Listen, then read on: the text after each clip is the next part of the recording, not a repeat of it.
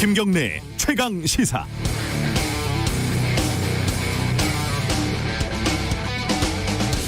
오늘은 좀 가벼운 얘기로 시작을 해볼까요? 꼬맹이 시절에 초등생 대상으로 만든 소년중앙, 업계동무 이런 잡지들 기억나시죠? 여기를 보면요, 세계 8대 미스터리, 10대 미스터리 이런 게 빠짐없이 등장합니다. 매달요. 아이들은 그런 게 관심이 많기 마련이니까요. 그중에서 영국 스코틀랜드 네스 호수에 산다는 괴물 이야기가 또 굉장한 단골 소재였습니다. 1934년에 찍었다고 하는 약간 길쭉한 어두컴컴한 배경에 공룡 머리 같은 흑백 사진이 가장 유명한 거죠. 아마 한 번쯤 보셨을 겁니다. 요즘도 잊을만한 한 번씩 이런 기사들이 올라옵니다. 어제도 하루 종일 네스호 괴물이 수중 초음파에 포착됐다, 이런 기사가 포털 인기 기사에 계속 올라와 있더군요. 그리고 그 유력 언론사들의 기사들 마지막에 하나같이 그 유명한 1934년 사진이 실려 있고 로버트 윌슨이 찍은 네스호 괴물 사진, 이렇게 설명이 붙어 있습니다. 그런데 그 사진이 가짜입니다. 이 미니어처로 찍은 가짜 사진, 사기라는 사실이 이미 26년 전 1994년에 밝혀졌어요. 이걸 몰랐다 하더라도 구글링 1분이면 알만한 얘기입니다. 딱 초등생 수준의 언론이다, 이러면 초등생들에게 신뢰가 될지 모르겠습니다. 이 말씀을 드리는 게, 이 선거, 세월호 이런 아직도 이렇게 유령처럼 떠다니는 각종 음모론들 있잖아요. 이게 딱 이 수준입니다. 언론의 책임이 크지요. 10월 7일 수요일 김경래 최강시사 시작합니다. 김경래의 최강시사 유튜브 라이브 열려 있습니다. 실시간 방송 보실 수 있고요. 이번 주는 다음 주까지 하나요? 다음 주까지 한다네요. 커피 쿠폰 보내드리니까 문자 참여 많이들 해주세요. 샵 9730으로 보내주시면 되고요. 짧은 문자는 50원, 긴 문자는 100원입니다. 스마트폰 콩 이용하셔도 좋고 유튜브 라이브 댓글 이런 걸 이용하셔도 좋습니다. 오늘 1부에서는요, 공정위가 네이버에게 과징금을 200억 대를 부과를 했어요. 이게 좀 논란이 있는데 네이버는 반발을 하고 있고, 쇼핑몰 검색 순위를 조작했다, 우리가 많이 이용하는 거죠. 이 공정위 연결해서 자세한 얘기 좀 들어보고요. 지금 21대 국정감사 최대 격전지라고 할까요? 국방입니다. 더불어민주당 국방위 간사 황희 의원 연결해서 여당 입장 좀 들어보고, 그리고 청년 기본소득 기초단체장에서는 처음으로 지금 도입을 하겠다, 이런 겁니다. 조은희 서초구청장 연결합니다.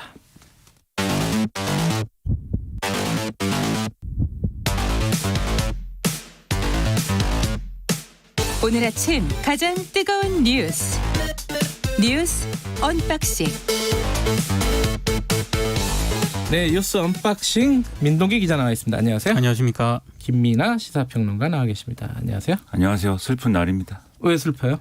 기타리스트 반 헤일런이 65세의 나이로 후두암 투병 중 사망했다, 이런 뉴스를 보고 나훈아 씨보다도 젊은 양반이 이렇게 갔다. 너무나 락커로서 슬프고요. 락커로서 세월의 모가지를 비틀고 싶습니다. 네. 저는 우리 방송 시작하기 전에 이렇게 좀 더러운 얘기했잖아요. 트림 얘기하고 그런데 계속 속이 안 좋네요 오늘. 자, 빨리 진행을 하겠습니다.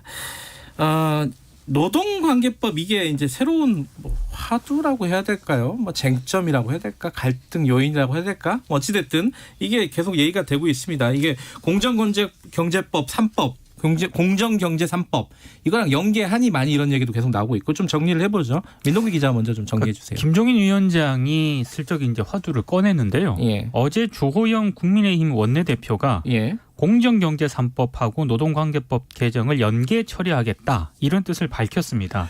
이게 김종인 위원장이랑 얘기랑 완전히 다르잖아요. 다릅니다. 예. 원래 그 노동관계법 개정 문제를 슬쩍 꺼내긴 했는데 연계해서 처리하지는 않겠다는 방침을 밝혔는데 조호영 원내대표는 어제 이제 공식적으로 두 법안을 연계 처리하겠다는 방침을 밝혔거든요.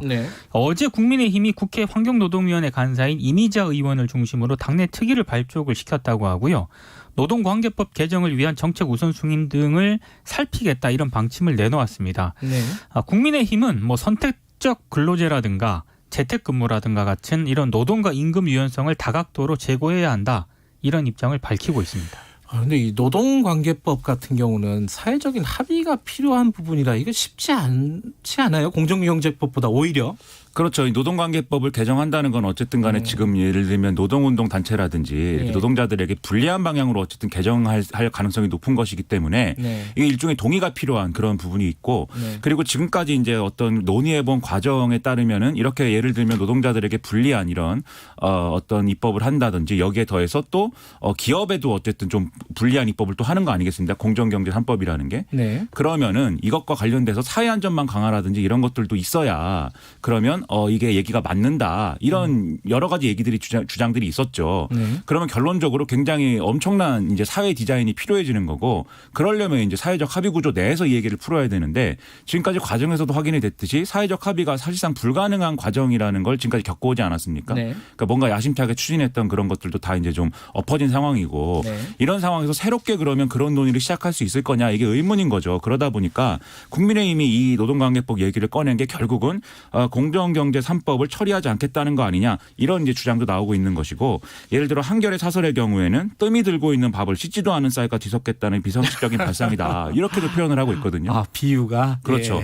이게 이제 씻지도 않은 쌀이라는 게 지금 노동관계법 개정이라든지 이런 데 있어서 논의가 충분히 진행되지도 않았고 구체적으로 국민의힘이 어떻게 하겠다는 것도 없는데 사실 그걸 이제 상당 부분 논의가 진척된 공정경제 3법하고 연계를 하면 이런 꼴이 되는 거 아니냐 이런 비판인 거죠. 공정경제 3법 관련해가지고는 어제 이낙연 대표가 재계 인사들을 만났잖아요. 여기서 무슨 얘기가 오갈까 많이들 이렇게 관심 있게 바라봤는데 이낙연 대표는 굉장히 좀 원칙적이고 강경하게 얘기를 하더라고요. 그렇죠? 그러니까 손경식 경총회장이요. 그 정부 여당이 추진 중인 공정경제 3법에 대해서 반대 뜻을 피력을 했거든요. 근데 이낙연 대표가 법안 통과에 대한 의지를 재확인을 했습니다. 사실 이렇게 공식적인 자리에서 사실상 이게 거부 뜻을 밝히기가 상당히 좀 이례적인데 그렇죠. 보통 약간 애둘러서 얘기한다든가 그렇잖아요. 그런데 이낙연 대표 워딩이 이렇습니다. 공정경제 3법은 우리 기업들의 건강성을 높여드리기 위한 것이지 기업들을 골탕 먹이기 위한 법안이 아니라는 말씀을 분명히 드린다 이렇게 얘기를 했거든요. 이제 그러면서도 이제 기업과 구체적으로 논의하는 자리는 한번 마련을 하겠지만 큰 틀의 방향은 지키겠다. 부분적으로 보완을 하더라도 이런 입장을 밝혔습니다. 어쨌든 굉장히 그 의지가 강하다 이런 모습을 보여준 건데 근데 이제 김종인 위원장이 이 앞서 얘기한 그 노동법을 꺼낸 거는 이 공정경제 3법은 찬성을 하고 있잖아요. 그죠? 원칙적으로 찬성을 하고 있는데 이 노동법을 꺼낸 이유는 여러 가지로 해석을 하고 있지 않습니까? 어떻게 해석을 할 수 있을까요? 제가 그냥 크게 정리를 하면 세 가지 설이 있는데 첫 번째는 이제 소신설입니다. 그래서 옛날부터 경제민주화 그리고 고용유연화, 사회안전망 강화 이런 것들을 하나로 묶는 유럽형 모델을 김종인 위원장이 지향해 왔다. 이거 뭐 자기 책에도 써놨다. 독일 출신이 그렇죠. 독일에서 공부를 오래 하셨죠. 그렇죠. 뭐 그런 내용도 있고 거기다가 이제 사실 이제 이른바 이런 네덜란드 모델이라든지 이런 유연 안정성 모델이라는 걸 비슷한 내용입니다. 이걸 참여정부 때도 이제 참여정부가 이제 추진한 바도 있고 지금의 더불어민주당도 특별히 반대하는 뭐 그런 것들은 아니거든요. 원론적으로 얘기하면 그런 점에서 뭔가 접점을 찾아서 자기 소신을 관찰하려고 하는 거 아니냐 이런 설이 있고요. 두 번째로는 이제 제가 이름 붙이기로는 당근설입니다. 당근설.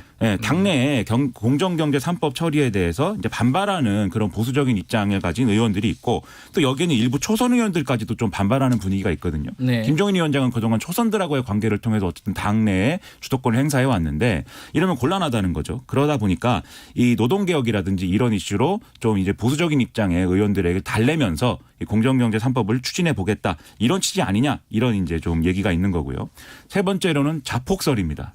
결국 공정경제 3법은 안 된다. 여러 가지 반발이 있어서 이런 판단을 이미 내렸고 이것이 무산되는 책임은 정부 여당에 떠넘김과 동시에 이 노동개혁 얘기를 재보궐선거나 이 대선용 의제를 활용하겠다는 거 아니냐. 뭐 이런 해석들이 나오고 있는데 여러 복합적인 뭐 생각이 뭐 있는 거겠죠. 알겠습니다. 셋 중에 그 소신설, 당근설, 자폭설 그중에 어느 쪽이 더 합리적이라고 생각하세요? 지금 뭐가 합리적인지는 제가 뭐 합리는 전 잘 모르고요. 근데 결과적으로는 자폭설에 가까운 그림이 되지 않을까 그런 생각을 하고 있습니다. 근데 공정경제 3법 자체는 여당이 이제 다수 의석이니까 이제 통과를 시킬 수는 있겠지만 뭐 결국은 이제 이것에 대한 어떤 여러 가지 문제 제기를 하면서 노동개혁에 대해서는 여당이 적극적이지 않다 이런 프레임을 앞으로 가져갈 것 같고요.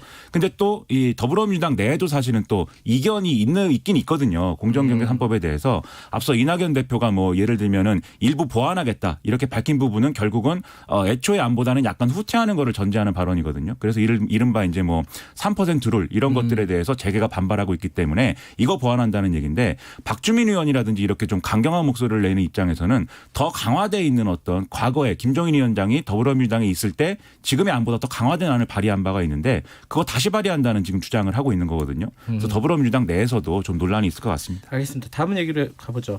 낙태 관련돼서 이게 헌재가 낙태가 위헌이다라는 낙태를 금지한 것이 위헌이다라는 그 판단을 내리지 않았습니까? 네. 거기에 대한 이제 법제화가 정부가 이제 입법 예고를 한 거죠. 안을 내놓은 거죠. 그러니까 공식적으로 내놓은 건 아니고요. 예. 경향신문이라든가 한겨레 등 일부 언론들이 이제 취재를 해가지고 대략의 이런 내용이다라는 걸 오늘 보도를 했는데요.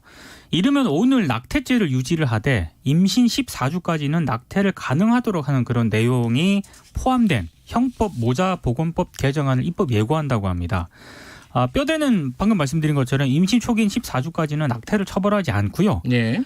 임신 중기인 24주까지는 성범죄에 의한 임신 등 일정 요건에 해당하는 경우에는 낙태할 수 있다. 이런 내용이 포함이 됐다라고 하는데요. 네.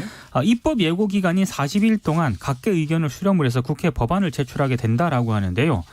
작년 4월입니다. 헌법재판소가 형법상 낙태죄에 대해서 헌법 불합치 결정을 내렸거든요. 근데 정부가 1년 6개월 만에 이제 입법 예고안을 내놓은 건데 개정안을 내놓은 건데 여성계 요구와는 조금 거리가 있기 때문에 조금 논란이 불가피할 것 같습니다. 여성계가 반발한다고 하는데 이건 왜 그런 거예요? 낙태죄 금지가 위헌이다.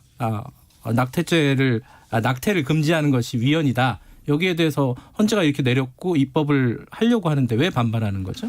일단 그 헌재 결정 취지가 여성의 이제 자기 결정권을 보장하라는 취지인 것인데 정부가 입법 예고한 이런 내용들은 사실 여성의 자기 결정권을 보장한다기보다는 여전히 이제 국가의 책무를 방기하고 여성에게 책임을 돌리는 인식이 반영된 것이다라는 취지입니다. 어떤 부분이 그렇다는 거죠? 그래서 예를 들면 임신 기간이라는 거는 이제 뭐 생리 주기라든지 초음파를 통해서 대략적으로 추산을 해야 되는 내용인데 14주 이내 이 기준이라는 거는 그런 점에서 보면 명확성이 떨어지는 것이고 또 14주에서 24주까지의 예외적인 임신 중지 허용 사유에 사회적 또는 경제적 이유 이렇게 추가하는 내용은 결국은 객관적 기준 마련이 어렵기 때문에 논란의 여지가 있다. 이렇게 주장을 하고 있고요. 그다음에 의무적으로 국가가 지정한 기관에서 상담을 하고 24시간 동안 숙려를 하도록 하는 내용이 모자보건법 개정안에 포함될 것 같은데 이게 결국 상담기관이 종교나 개인의 기준에 따라서 왜곡되고 편향된 정보를 이 인부에게 제공할 수 있기 때문에 이런 내용도 사실은 부적절하다. 이렇게 주장을 하고 있습니다. 그리고 처벌 조항을 폐지를 이제 다 하는 것이 좋다라는 건데 이 처벌 조항을 폐지를 해도 임신 중지율은 높아지지 않는다는 사실이 여러 나라를 통해서 확인됐으니까 결국은 어쨌든 이렇게 좀 임신 중지를 전면 허용하는 게 이 헌법재판소의 취지에 맞는 거다. 이런 주장들을 하고 있는 거죠. 그러니까 전면 허용해야 되는데 지금 정부가 내놓은 거는 여러 가지 조건들을 막 달아놔가지고 여전히 유지하고 있는 낙태죄를 유지하고 있는 형태다. 이런 거네요. 그죠? 그렇습니다. 근데 정부 내에서도 굉장히 논란이 많았다고 합니다. 그러니까 지난달 뭐 법무부 여성가족부 등 5개 부처가 모여가지고요. 이 논의를 좀 거치긴 했는데 여성부는 낙태죄를 전면 폐지하자 이렇게 강력하게 주장을 했는데 다른 일부 부처는 전면 폐지에 대해서도 강하게 반대를 했다고 합니다. 그러니까 법무부 내에서도 의견이 굉장히 엇갈렸다라고 하는데요. 실제로 정부 입법 예고안을 보면은 지난 8월 법무부 자문기구 양성평등정책위원회에서 내린 권고하고도 어긋나고 있거든요. 그러니까 이 정부 내에서도 굉장히 격론이 오갔던 것으로 전해지고 있는데 아마 추진 과정에서는 더 격론이 좀 예상이 되고 있습니다. 이게 입법을 올해 말까지 해야 되는 거죠? 12월 31일까지 해야 됩니다. 안 하면은 그 죄 자체가 폐지되는 거잖아요. 그죠? 네. 시간이 별로 없네요. 자, 오늘은 인터뷰가 뒤에 좀 많아가지고 좀 짧게 줄이겠습니다. 여기까지 하겠습니다. 고맙습니다. 고맙습니다. 죄송합니다. 민동기 기자 그리고 김민아 시사평론가였습니다. 김경래 최강 시사 듣고 계시고요. 지금 시각은 7시 34분입니다. 오늘도 일교차 큰 날씨가 이어지겠습니다. 아침 공기가 좀 쌀쌀하게 느껴지고 있습니다. 서울은 지금 10.1도를 가리키고 있습니다. 하지만 낮에 기온이 오르게 되면 서울과 세종, 대전, 대구, 부산, 제주 모두 22도, 광주 23도, 강릉 지역 19도 정도 내다보고 있습니다. 대부분 지역은 오후 들어 구름이 더욱 걷히면서 맑은 날씨 예상되지만 강원 영동 지방과 경상도 동해안 지역은 오늘 오후부터 내일 새벽 사이 하늘이 흐리고 산발적으로 빗방울이 예상됩니다. 동풍 때문입니다. 있습니다. 너울도 주의하시기 바랍니다. 지금 서울 기온은 10.1도, 습도 65%입니다. 날씨 정보 윤지수였습니다. 다음은 이 시각 교통 상황 알아보겠습니다. KBS 교통정보센터의 김민임 씨입니다. 네, 수요일 아침 출근길 돌발 구간이 많습니다. 무안 광주고속도로 무안 쪽으로 동광산 요금소 부근 1차로에서는 사고가 났고요. 중부고속도로 남이 쪽으로 진천 부근에서도 사고가 나면서 1차로와 갓길이 막혀 있습니다. 이전 구간에서는 중부 1터널에서 광주나들목 사이로 정체 시작됐습니다. 서울시내 올림픽대로 하남 쪽으로 성산대교 부근에서도 사고가 나면서 행주대교 이전부터 정체인데요. 이 구간 지나는 데만 30분이 넘게 걸리고 있습니다. KBS 교통정보센터였습니다. 최강 시사.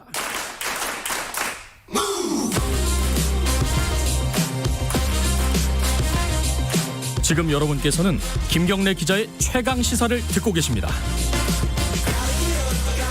네, 네이버 얘기를 좀 해볼까요? 요새는 뭐 물건 사려고 할 때, 인터넷 쇼핑할 때 네이버나 다음 뭐 이런 포털에서 많이들 검색을 하잖아요. 검색을 하면은 쫙 뜹니다. 이 쇼핑몰 같은 것들이 쫙 뜨는데 이 검색 결과를 네이버가 조작을 했다는 겁니다. 자기들이 운영하는 그런 업체, 입점한 업체들, 그 스마트 쇼핑이라고 하나요?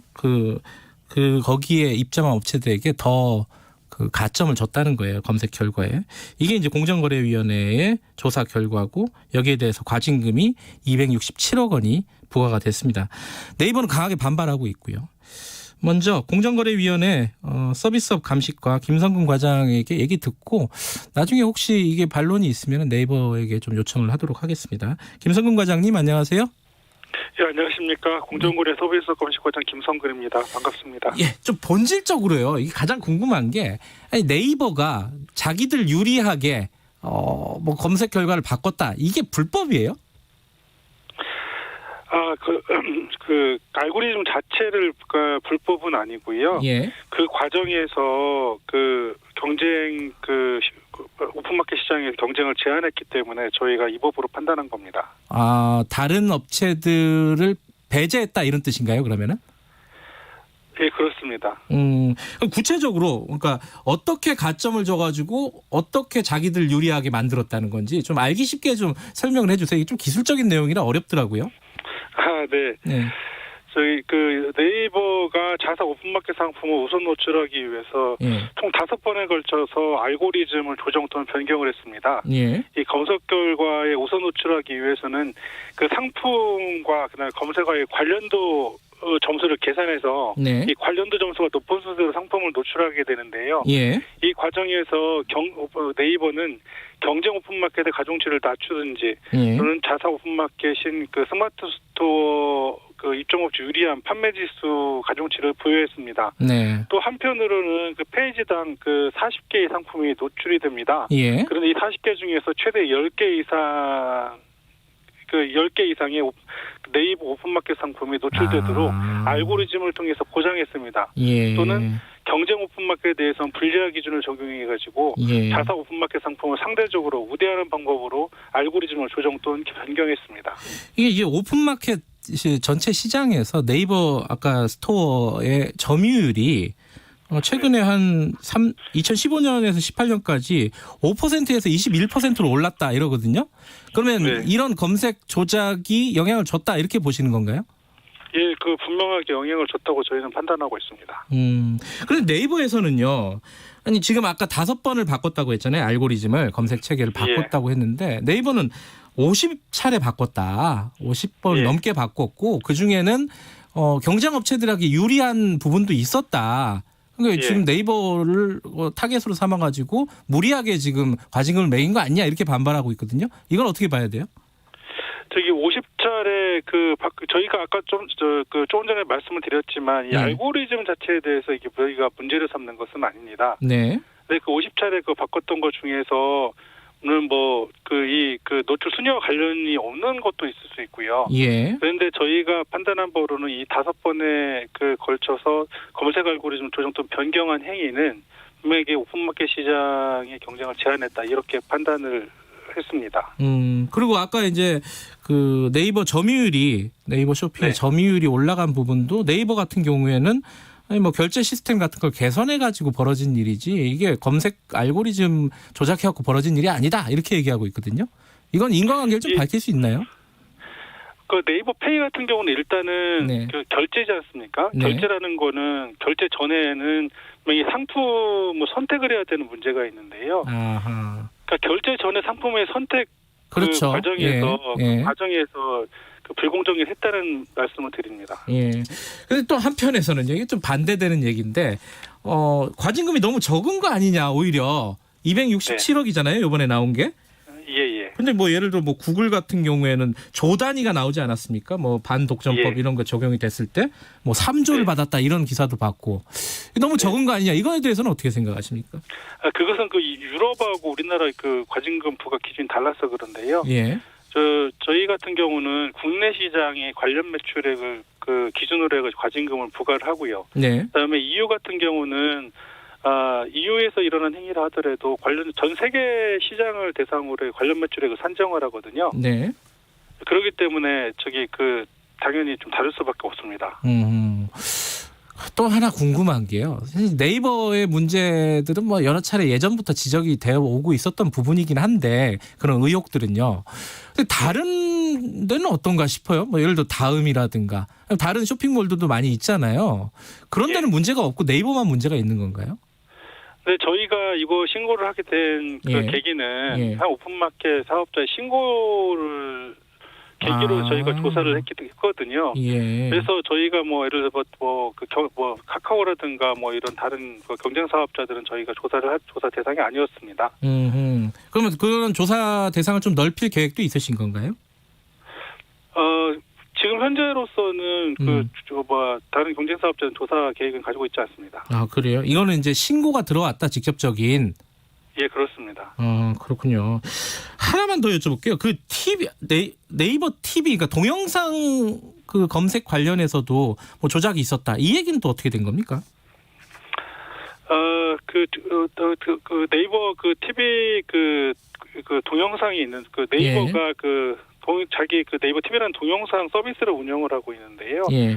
첫 번째로는 2017년 8월 달에 그 동영상 검색 알고리즘을 전면적으로 개편했습니다. 예. 이제 그 당시에 가장 핵심은 뭐였냐면 키워드가 동영상 검색 결과 상위 노출의 핵심 요소가 되었다는 것입니다. 예. 그런데 네이버 내부적으로도 경쟁사의 동영상에는 키워드가 거의 입력되어 있지 않았기 때문에 키워드가 자사 동영상에 간접적인 가중치로 작용하고 있다. 이렇게 네. 분석하기도 했습니다. 예. 그런데 네이버가 검색 알고리즘 전면 개편하면서 이 개편됐다. 그런 사실조차 경쟁사에게는 전혀 알려주지 않았습니다. 반면에 네이버는 또 알고리즘 개편 전부터 자사 동영상 부서에게는 데모 버전을 좀 테스트를 시키고 예. 또 계열사를 통해서 네이버 TV 동영상 키워드도 체계적으로 보완했습니다. 네, 이런 방법으로 저희 검색 알고리즘을 그러니까 쇼핑하고 같은 거네요. 자기들 동영상을 더 우대했다 이런 거네요. 그죠? 많이 보게 했다. 예, 그렇습니다. 예. 알겠습니다. 오늘 뭐 여기까지 듣고요. 이게 네이버 쪽에 반론이 있으면 저희들이 따로 또 듣도록 하겠습니다. 고맙습니다. 네, 감사합니다. 공정거래위원회 서비스업 감식과 김성근 과장이었습니다.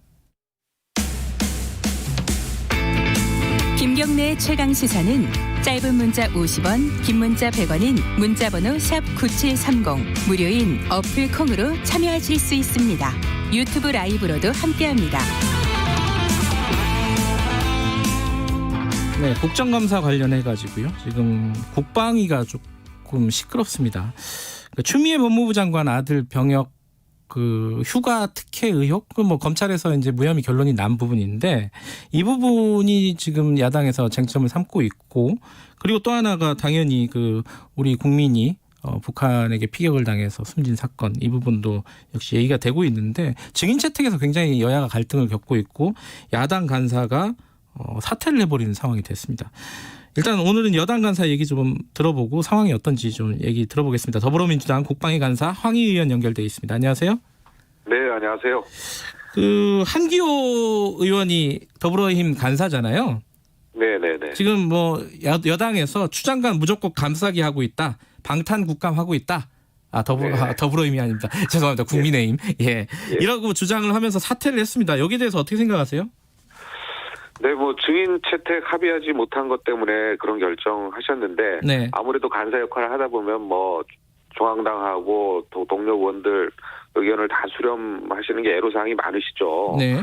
그런데 이제 국정감사는 이제 행정부를 감사하는 거 아니겠습니까? 예. 그러면 이제 기관 증인이 이제 주가 되는 거죠. 네. 일반 증인 같은 경우에는 이제 여야 간에 이제 같이 합의해서 네. 증인 채택을 해야 되는데 이것은 공정한 증언을 듣기 위한 것입니다. 네. 그래서 여야 간에 합의가 안 되면 안 되는 건데요. 이것은 한 과정에 불과한 거지 이것 때문에 사퇴를 하시고 국정감사를 어떻게 한다 이것은 국정감사의 본질은 아니라고 봅니다. 그 황희 의원께서는 이제 간사신데 그러면 이제 네네. 추미애 장관 아들 문제 관련해서는 예. 증인 채택이 불가하다 이런 입장이신 거죠 원천적으로 지금? 그렇죠. 당연히 이게 다른 데가 아니라 국민의힘이 고발을 한 사안입니다. 네. 검찰에 고발을 했고요. 네. 그럼 검찰에서 그럼 답을 준 거 아니겠습니까? 네. 기소조차 하지 않은 무혐의 판결로 났는데 그걸 가지고 본인들이 고발을 해놓고 또다시 이것을 네. 검찰에 고발해서 결론이 났는데 이걸 가지고 또 하겠다라는 것은 지난 국방위에서 보면 두 분의 후보자 청문회에서도 보면은 내내 이거 추미애 장관 청문회처럼 했고 네. 대정부 질의에서도 마찬가지였습니다. 네. 이제 할 만큼 했고요. 검찰 수사 결과도 나왔으니까. 할 만큼 했다. 이제는 예. 그렇죠. 이건 이젠 정쟁으로 볼 수밖에 없죠. 그런데 이제 예를 들어 추미애 장관의 거짓말 논란이라든가 이런 부분들 남은 쟁점들이 있다. 이게 이제 야당 측의 주장 아니겠습니까? 그런 의미에서는 좀 불러가지고 얘기를 네. 좀 들어보고 정리를 하는 시간을 가져보는 건 어떤가 이런 생각도 드는데 그건 어떻게 보세요? 증인들 그 부분은 이제 증인들은 예. 이제 사법적인 부분이 아니고 예. 그럼 증인들이 이미 다 검찰 조사를 받았는데 예. 어느 한쪽에 일방의 주장을 하는 증인들을 불러서 예. 듣는 것은 저는 바람직하지 않다고 봅니다. 그래서 그 부분은 증인 채택을 하지 않더라도 네. 얼마든지 기관 증인들을 불러서 따질 수 있는 부분이라고 하고 있고 지금까지 네. 해왔습니다. 또 그렇게. 그러니까 기관 증인들을 통해서 얘기를 들어보자 이런 말씀이신 거네요. 일단은. 네네네. 알겠습니다. 관련된 야당 측 얘기는 나중에 다시 들어보도록 하고요. 네. 그리고 또 하나의 쟁점인 당연히 이제 연평도 피살 사건 아니겠습니까? 네네네. 이 부분도 예를 들어 이제 유족의 친형이 굉장히 활발하게 문제 제기를 하고 계시지 않습니까? 적극적으로. 네, 그렇죠. 그래서 유족 친형을 국방위에 좀 부르자. 이게 이제 네. 야당 측 얘기인데 이것도 예. 못 받는 건가요?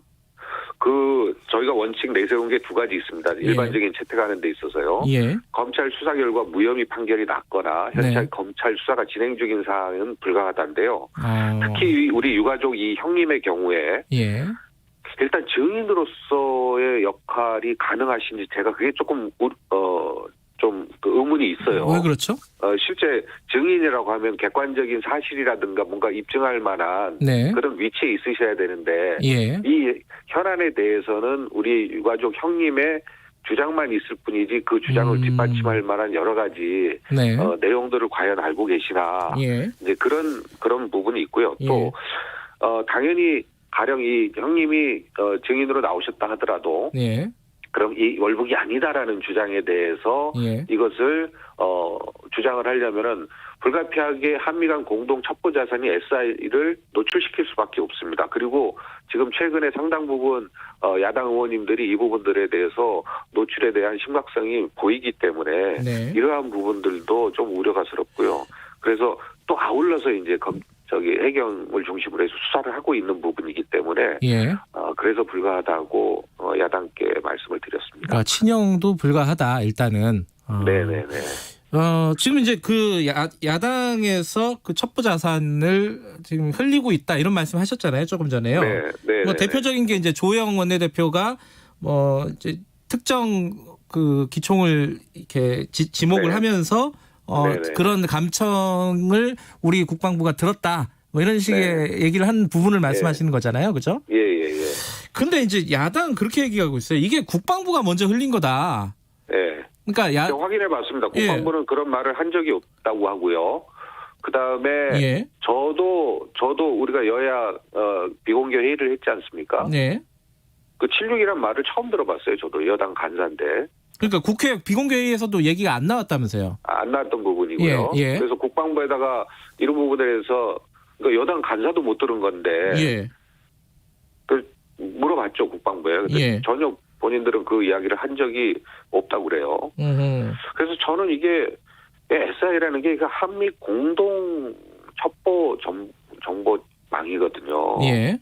그래서 이거는 한미 간의 신뢰관계도 있는 거예요. 어떻게 보면. 그다음에 국민들과 국가는 상당한 이것 때문에 위협을, 그러니까 첩보라는 게 이거 아니에요? 적의 도발, 예. 북한의 도발이라든가 여러 가지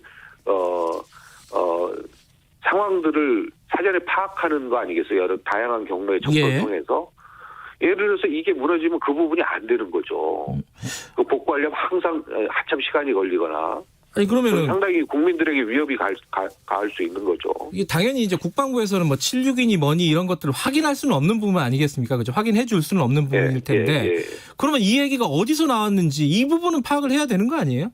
그래서 예. 주호영 원내대표께도 예. 간접적으로 예. 이 발언의 출처가 어딘지 예. 뭐 감청을 하고 또 뭘 총격을 가했고 사살을 했고 상부에 지시를 했고 이런 말을 할 수 있는데 네. 이건 상당히 구체적인 이야기잖아요. 그렇죠. 마치 이게 우리가 마치 북한의 동향을 뭐 무슨 뭐 귀에다가 이 헤드폰 꽂고 듣는 것 같은 그런 느낌을 주잖아요. 네. 그래서 이거는 상당히 좀 심각하게 저는 받아들이고 있습니다. 월북 관련해서도 하나 여쭤보면요. 뭐 구체적으로 밝힐 수는 없지만은 간사님은 네. 아실 것 같아서요. 이게 그러니까 월북 정황이라는 게 굉장히 구체적인 건지 아니면은 그냥 위급한 상황에서 뭐 북한군을 만났으니까 월북하려고 했다는 건지 어떻게 보세요? 네. 이거 가족들의 주장은 계속 이게 월북은 말이 안 된다는 거잖아요. 그래서 뭐 이 난리를 치고 있는 거잖아요. 예. 국방부 발표에 근거해서. 예. 그래서 이제 단순하게 국방부는 예. 구명조끼를 입었다. 예. 다른 승선원들은 구명조끼를 그 시간에 입지 않는데 이분은 입었다. 예. 그다음에 뭐 부유물에 의존했다. 신발을 가지런히 놨다. 예. 조류를 이렇게 보면 한 70kg 그 무게에 보면은 조류에 맡기면은 뭐 연평도를 시계 반대 방향으로 몇 번 선회한 다음에 서남쪽으로 흐른다. 예. 그러니까 요거만 가지고 하는 게 아니고 실제로 다양한 경로로 획득된 한미 간의 첩보 망에 의해서 네. 이걸 해보니까 이게 월북이 상당히 확실한 것 같다라는 게 이제 국방부의 의견입니다. 예. 네, 그래서 그 정황들을 저희가 구체적으로 예. 이야기할 수는 없으나 예. 몇 번 확인을 했죠. 정말 맞냐 이제 그래서 쭉 들어본 결과 그 국방부는 그 의견에는 발표에는 변화가 없습니다. 근데 이제 말씀하셨듯이 여러 가지 근거가 있다고는 말씀하시는데 그게 공개가 할 수 없는 부분이라서 계속 논란이 되는 거잖아요. 그럼 뭐 예를 들어 유족들한테는 좀 비공개 다른 사람들한테 유출하지 않는 조건으로 뭐 열람을 하게 한다든가 이런 다른 방법을 찾을 수 있지 않을까요 혹시? 예, 근데 뭐 야당 의원님들도 충분히 들으셨거든요. 그 부분에 대해서. 예, 그래서 누구라고 말씀을 안 드려도 비공개 회의 자리에서는 뭐 충분히 월북 같다라는 의견을 피력하신 분들이 상당히 계시죠. 알겠습니다. 야당 간사가 지금 사퇴한 상황인데 이거 그럼 앞으로 논의가 어떻게 되는 겁니까? 국방위가 좀 파행이 되는 겁니까? 네, 아니 우리 한교 간사님은 이제 사퇴를 표명하셨는데 현재 우리 민홍철 위원장이 간사직 사퇴를 반려한 걸로 알고 있어요. 그래요? 예, 그래서 한교 간사님과 지속적으로 연락드리고 협의할 예정입니다. 알겠습니다. 오늘 여기까지 드릴게요. 고맙습니다. 네, 고맙습니다. 더불어민주당 국방위 간사 황희 의원이었습니다. 김경래 최강시사 1부는 여기까지 하고요. 잠시 후 2부에서 돌아오겠습니다. 8시에 뵙겠습니다.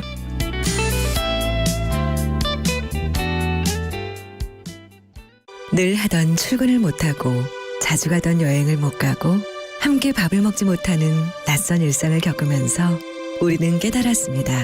당연함이라는 건 세상에 없다는 것을. 건강한 몸도 당연하게 주어지지 않습니다. 그렇기에 어려운 시기일수록 꾸준히 운동하는 건강한 습관이 필요합니다. 스포츠 7330 일주일에 3번 하루 30분 가벼운 맨손 체조부터 시작해보는 건 어떨까요? 거리두기 생활 속 운동으로 건강을 지키는 당신이 대한민국 국가대표입니다. 이 캠페인은 문화체육관광부와 대한체육회가 함께합니다. 과민성 방광, 제 얘기라고는 생각도 못했죠. 창피하기도 하고 자주 화장실을 들락거리고 소변을 참지 못했는데 치료가 가능한 줄도 모르고 그냥 지나칠 뻔했지 뭐예요. 과민성 방광은 우리나라 40대 이상 5명 중 1명이 겪고 있는 질환입니다. 방치할 경우 우울증, 업무 효율 저하 등 삶의 질이 낮아질 수 있습니다. 평소보다 화장실을 자주 가고 참지 못해 소변이 새어나오고 소변 때문에 밤잠을 설친다면 전문의와 꼭 상담해보세요. 조기 진단 및 치료로 일상을 되찾을 수 있습니다. 과민성 방광, 충분히 여러분의 이야기일 수 있습니다. 말 같은 말.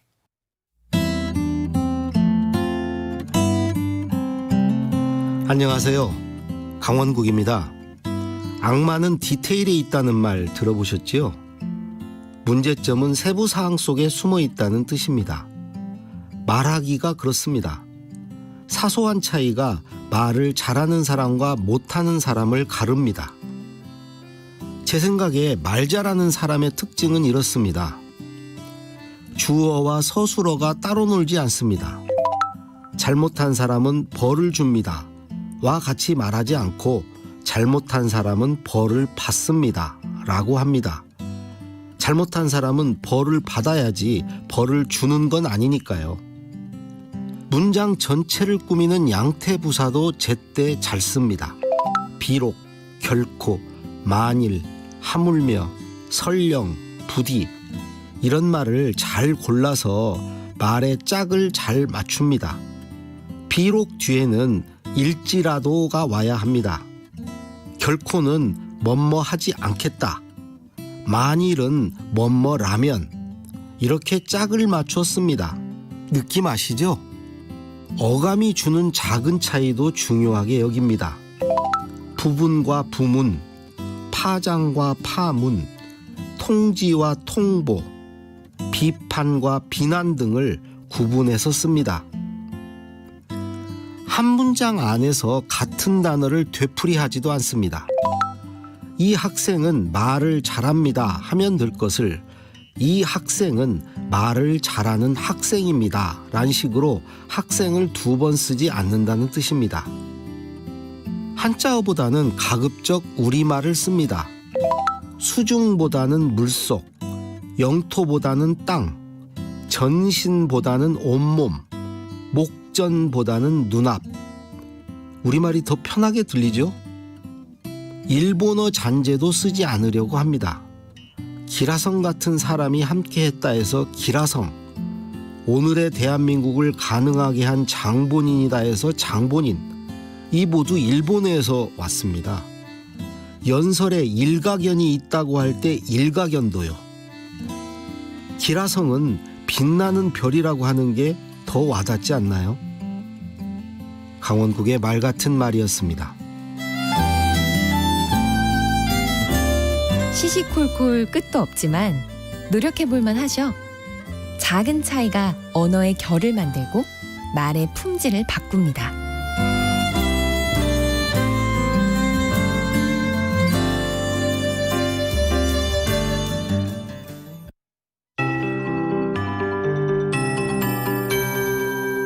KBS 58분 날씨.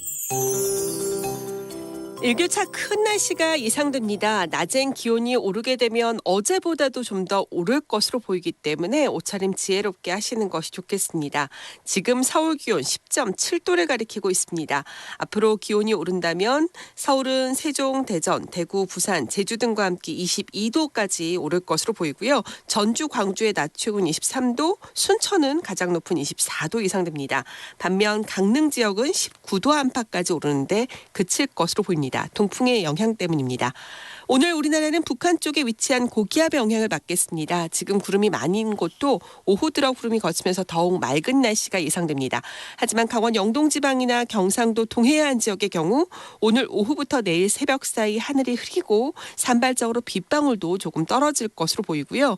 한편 너울도 주의를 하셔야겠습니다. 동해안 지방과 경상남도 남해안, 제주도 지방은 오늘부터 당분간 너울이 일 것으로 보이기 때문에 해안가에서는 주의하시기 바랍니다. 바람도 경상남도 해안 지역과 전라남도 남해안, 제주도 지방을 중심으로 오늘 오후부터 무척 강해지겠고 바다의 물결도 남해와 동해를 중심으로 점차 높아지겠습니다. 지금 서울 기온은 10.7도, 습도는 65%입니다. KBS 58분 날씨 윤지수입니다.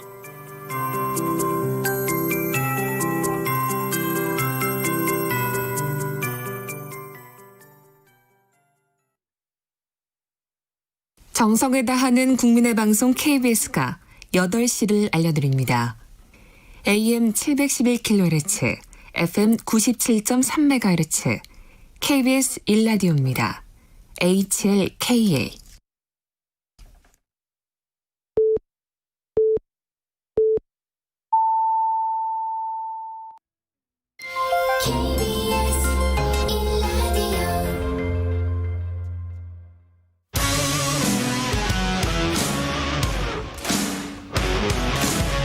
뉴스타파 기자 김경래 최강 시사.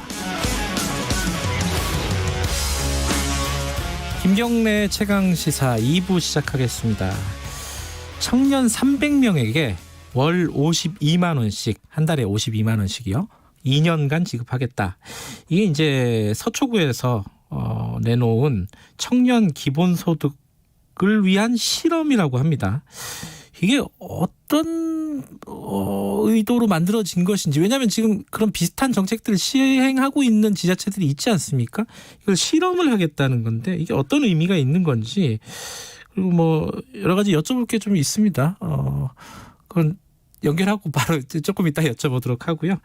조은희 서초구청장 연결해가지고 관련 얘기 좀 물어보겠습니다. 구청장님 안녕하세요. 안녕하세요. 조은입니다. 네, 저 연결은 처음 하는 것 같네요. 반갑습니다. 네, 평소에 잘 듣고 있습니다. 아, 진짜예요? 네. 감사합니다. 지금 이제 기본소득 실험 관련해가지고 저희들이 여쭤보려고 연결을 한 건데요. 네. 이게 궁금한 게, 일단 그게 궁금해요.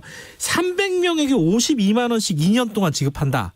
네. 이게 300명은 어떻게 뽑는 거예요? 이게 이제 아마 서초구에 있는 청년들은 이게 궁금할 거예요. 제일 궁금한 게. 예, 300명을 뽑겠다는 거는 용역 결과에 따라서 예. 이 과학적으로 설계했는데요. 예. 우선 용역은 500명이었습니다. 그런데 전문가들의 자문을 구해보니까 500명을 하면은 35억 좀 예산이 들거든요. 아, 예산. 그래서 예산을 가장 적게 들으면서 최대의 효과를 낼 수 있는 마지노선이 뭐냐 했을 때 300명이라는 조언을 받았고요. 네. 그리고 만 24에서 29세 청년을 대상으로 일단 1000명을 무작위로 뽑습니다. 아, 무작위로 일단 1000명을 뽑고, 예. 네, 그리고 그 조사 집단 300명에게는 1인 가구 생계 급여에 준하는 52만 원을 월 드리고요. 그게 1인 가구 생계 기준이군요. 52만 원이. 예. 네. 그리고 나머지 비교 집단 700분은 네. 통상적인 관례대로 실비로 참여 수당을 드립니다. 참여 수당 정도. 예. 네, 네. 그러면 이제 2년간 장기 추적해서 비교를 진행하게 되죠. 네. 이렇게 300분에게 예. 52만 원을 월로 드렸을 때 예. 고용과 구직 활동에 어땠는지, 이게 생산성 경비로 쓰이는지 소모성 경비로 쓰이는지, 건강과 식생활 또 연애와 결혼 등에는 어떤 영향을 줬는지, 네. 온라인으로 조사하고 또 FGI 신청 면접을 통해서 살펴보고요. 네. 또 저는 세계 최초가 아닌가 싶은데요. 네. 기본소득을 위한 이 모니터링 앱도 자체 개발을 해서 꼼꼼하게 변화 추이를 볼 예정입니다. 그러니까 이게 지금 그 청년들을 어찌 됐든 간에 선별을 해서 네. 300명에게 52만 원씩 2년 동안 주고 나서 네. 이게 효과가 좋다면은 정책으로 삼으실 거라는 건가요, 이거는? 미리 예단하긴 좀 그렇고요. 예. 당연히 효과가 좋으면 사회적 합의를 얻어야 되겠죠. 지금 정부가 네. 대형 사업을 할 때 예비 타당성 조사를 하잖아요. 네. 그 예비 타당성 조사를 또 자연과학에서 이론 검증에 쓰이는 무작위 통제 실험을 이 사회정책 검증에 도입하자는 얘기인데요. 네. 비시 분석을 할 때 비용 대지 투자 효과 분석을 할 때 1이 넘어야 되잖아요. 예. 그런데 1이 넘게 그렇게 설계를 조작하진 않잖아요. 네. 그러니까 이게 긍정적 효과가 있는지 아니면 부정적 효과가 있는지 미리 예단하기는 좀 어렵다고 봐요. 그러면 정확한 이 실험 결과가 나오지 않거든요. 그런데 희망하기는 저는 좋은 결과 나올 거로 희망하고요. 네. 꼭 2년이 아니어도 네. 중간중간 조사 결과가 발표가 되고 나타나니까 네. 그 과정에서 만약 결과가 좋다면 생산성으로 이어지고 이게 사회적 합의가 이거 정말 필요하구나 청년들에게 네. 그럴 경우에는 이 당연히 합의해야 되겠다라는 합의가 이루어질 걸로 봅니다. 그러면 예컨대요. 이게 효과가 좋은 걸로 만약에 결과가 나왔어요. 그럼 서초구에서 이 정책을 실험하려면은 얼마가 드는지 대충 추산이 되십니까? 청년들에게? 저희는 예. 이거를 서초구 단독으로 실행하겠다 안 하겠다라고 지금은 말씀을 못 드려요. 그런 건 아니다. 왜냐하면 저희가 서리풀 원두막이라고 네. 길거리에 왜 사거리에 이제 그늘막 보셨죠, 초록색. 예. 그걸 처음 시작할 때 서초구가 시작을 했어요. 그 한여름에 더울 때 그 그늘 네, 만들어주는 네. 그거 말씀하시는 거죠? 예. 네. 당시 서울시가 이 도로법 위반이라고 못하게 했거든요. 그런데 저희가 그거를 1년 동안 시범 사업을 한 거죠. 그리고 예타랑 비슷한 거예요. 그래서 너무 효과가 좋아서 늘린 거고. 네. 그래서 행안부에서 전국적인 표준이 됐거든요. 네. 그래서 서초구가 아주 누구도 시비를 걸 수 없는 정확한 조사, 또 바이어스 없는 조사를 통해서 어떤 표준적인 결과가 나올 때 네. 저는 사회적 합의를 같이 이루는 그 과정도 같이 병행할 예정입니다. 근데 이제 사람들이 의아하게 생각할 수 있는 게 네. 경기도가 이 분기별로 25만 원씩 주는 만 24세에게 뭐 이런 정책도 시행하고 있고 서울시도 청년수당이라는 정책이 있잖아요. 조금 설계는 다르지만은. 네. 근데 어쨌든 이런 것들이 있는데 이것들을 좀 분석하면은 효과나 이런 것들을 검증할 수 있을 텐데 굳이 돈을 들여서 수십억을 들여가지고 또 실험을 하는 것이 타당한 것이냐 이렇게 생각하는 사람들도 있는 것 같아요. 어떻게 보세요, 이거는? 전혀 아니라고 생각합니다. 예. 미국에서 지금 오바마 시절부터 이제 무작위 통제 실험을 정책 검증에 도입하고 있거든요. 근데 정책을 사후에 평가해 보니 예산을 낭비한 사례가 너무 많다는 것을 인식을 했어요. 예. 또 뭐 조금 더 말씀드리면 피터 슈기라는 예일대 교수는 정부는 왜 자주 실패하는가라는 책에서 정부 지출 비용 대비 효과가 있었다고 할 만한 정책은 사후로 평가해보면 1%밖에 없다는 거죠. 나머진 낭비였다. 네. 그래서 저는 다시 이재명 지사님 또 서울시 청년수당에 돌아와서 이 지사님께서 성남시장 때부터 청년 배당을 시작해서 지사님이 되셔서 24세 청년에게 1년에 100만 원씩 주는 그렇죠. 분기당 25만 원이니까요. 실행을 하고 계시죠. 그런데 이때까지 이게 얼마나 효과가 있었는지 제대로 한번 검증을 해보셨는지 묻고 싶어요. 이거는 마치 연 1,500억이 드는 대형 사업을 예비 타당성 없이 그냥 했다는 거죠. 근데 만약에 예비 타당성 과정을 생략한 채 실행한 정책이 실패했을 때 누가 책임지는 거죠? 결국은 국민이 부담이 아닌가요? 그러면 국가 경쟁력이 떨어지고 국가 부채가 늘어나고 우리가 IMF 경험했잖아요. 만약에 인기, 그 재정 집행 의도가 불량하면 그야말로 매표행위라는 오해를 받을 수도 있다고 봅니다. 그 쉽게 말하면 지금 이재명 지사의 그 청년 기본소득 정책은 그 인기 때문에 하는 매표행위다 이렇게 보시는 거예요? 아니요, 단정하진 않고요. 그럴 수도 있다. 예를 들면 효과 없는 정책을 미리 과학적으로 걸러낼 수 있는 그런 기회가 많았는데 왜 이 기본소득 이거는 수조 원 또 전 국민에게 확대할 경우에 30만 원 드릴 경우에 180조 넘게 또 50만 원 기초생활수급비 이거 드릴 때는 300조가 넘거든요. 이렇게 수백조가 들어갈 기본소득 정책을 무턱대고 정치적 입장에 따라 실시하면은 천문학적인 예산 낭비가 가져올 수 있거든요. 이를테면 장님이 코끼리 만지기식의 근거 없는 정책 결정이 될 수도 있다는 얘기죠. 다행히 성공하면은 행복하겠지만 그걸 누가 장담하겠냐는 거죠. 이게 전국민적인 어떤 그 청년 수당이라든가 청년 배당, 청년 기본소득 이런 것들을 지금 시행하고 있는 건 아니고 일단 그죠? 시행을 하는 건 아니고 하겠다는 얘기를 하고 그 첫 대상으로 청년 기본 소득을 하는 거죠. 예. 지금 연 1,500조죠. 1,500억이죠. 그러니까 그 지금 하고 있는 거를 지금 경기도에서 하고 있는 거를 경기도에서는 그 실험이라고 생각하고 전 국민 확대를 위한 그렇게 얘기할 수도 있는 거 아닐까요? 그러면 계층 실험 대상이 달라지는 거죠. 그리고 사전에 검증을 해야지 효과가 있는 거지. 예. 일단 주고 나서 지금 경기연구원에서 사후로 하는 거거든요. 알겠습니다. 네. 그 지금 청취자분 중에 질문이 하나 들어왔습니다. 훈이선님인데요. 네. 이 서초구가 다른 지역보다 조금 소득이 높잖아요. 상대적으로 보면은. 네.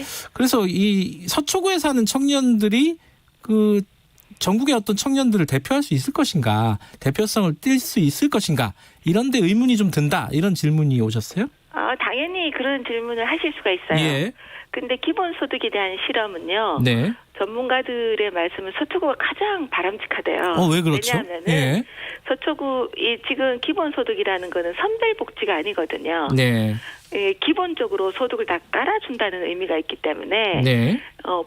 뭐 소득이 있는 청년, 소득이 없는 청년이 다양하게 섞여 있는 서초구가 예를 들면은 소득이 좀 적은 청년이 압도적인 구에서는 정확한 통계가 안 나오는 거죠. 그래서 오히려 무작위로 이렇게 서초구에서 실험해 보는 것이 가장 실험 효과가 있다라고 말씀을 하시고요.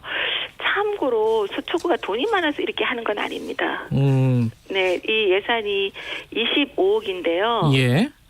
조금 전에 말씀드렸다시피 500명으로 했을 경우에 35억이 들더라고요. 예. 그래서 가장 마른 행주 쥐어짜듯이 짜서 아끼고 아꼈다 이런 말씀이시네요. 그리고 또 그 행사성 경비 또 소모성 경비를 많이 줄였거든요. 네. 그래서 이런 예산을 마련했다는 말씀을 드립니다. 알겠습니다. 지금 뭐 이재명 지사 관련된 얘기는 이재명 지사에게 나중에 좀 반론 들어보도록 하고요. 네. 최근에 또 김두관 의원이 네. 기본자산제 도입을 제안을 했어요. 이게 애가 태어나면 1인당 2천만 원씩 지급을 해서 나중에 이제 애가 자라서 성년이 되면 찾을 수 있게끔 뭐 이런 정도의 설계를 갖고 지금 제안을 했는데 이런 방식은 어떻게 생각하십니까? 예, 김 의원께서 주장하시는 기본자산세 이거는 일종의 기본소득제의 변형이라고 봅니다. 네. 근데 이게 신생아 1인당 2천만 원씩 지급하는 이 기본자산세는 2005년도에 영국의 블레어 총리가 이미 실행했던 방법이에요. 아하, 예. 블레어 총리가 이 부모 소득에 관계없이 총 500파운드를 지급하는 베이비 펀드를 도입을 했거든요. 네. 근데 이게 도입 당시에는 굉장히 인기를 끌었어요, 대중적으로. 그런데 실행되면서부터 정책 효과에 대한 의문, 또 재정 적자 이런 것 때문에 중도에 이제 타결된 거거든요. 네. 폐지됐어요. 그래서 저는 영국의 브레어 총리도 당시에는 이게 정책 실험 같은 일단 사업의 예비 타당성 조사 같은 실험을 하지 않고 실행부터 했기 때문에 실패를 한 거다 보고 김 의원님께도 좋은 아이디어지만 이것도 이 서초구의 청년 기본소득 실험처럼 바쁠수록 돌아가라고 하지 않습니까? 네. 이 검증을 해보고 실시하는 게 어떻겠느냐 이런 말씀을 드립니다. 알겠습니다. 하나 더 여쭤볼게요. 이거는 꽤 굉장히 전국적인 이슈 중에 하나였는데 서초구에서 1가구 1주택자 9억 원 이하에게 재산세를 깎아주겠다. 그래서 이제 결국 구의회가 통과됐습니다. 이게 마지막에 통과된 건 25% 깎아주는 거죠, 그죠? 결과적으로 그렇죠. 예. 다른 자치구가 동의를 해주지 않으셔서요. 예. 또 서울시 공동과세분을 뺀 겁니다. 예. 근데 이게 어떻게 봐야 될지 뭐 세금 깎아주면 사람들은 좋아하죠. 좋아하는데 네. 이 서초구는 좀 여유가 있으니까 재정에 한마디로 쉽게 말하면 좀 자치구가 부자니까 이렇게 할 수 있지만 다른 데는 못 하는데 이거 상대적으로 좀 불합리해지는 거 아니냐, 차별이 되는 거 아니냐, 여기에 대해서는 어떻게 보세요? 제가 이 말씀을 드리기 전에 미국의 대법관 돌아가셨죠, 긴즈버그가. 예. 나는 상대의 생각을 공격하지 사람을 공격하지 않는다라고 말씀하셨어요. 네네. 저는 그 말씀이 틀렸다고 말씀드리거든요. 예. 그래서 구청장님들이나 예. 또 시의회나 그런 시각에 대해서 잘못됐다고 말씀드리지 네. 관계가 나쁜 건 아닙니다. 아, 예, 예. 그러니까 제 이름도 나쁜이가 아니고 좋은이잖아요. 네. 막간을 이용해서 개그를 예, 계속해 주시죠. 예. 네, 근데 저는 오히려 예. 강북, 노원, 도봉구 이게 공시지가 9억 원 이하 주택 비율이 99.9% 차지하는 네. 이쪽의 구청장님들이 예.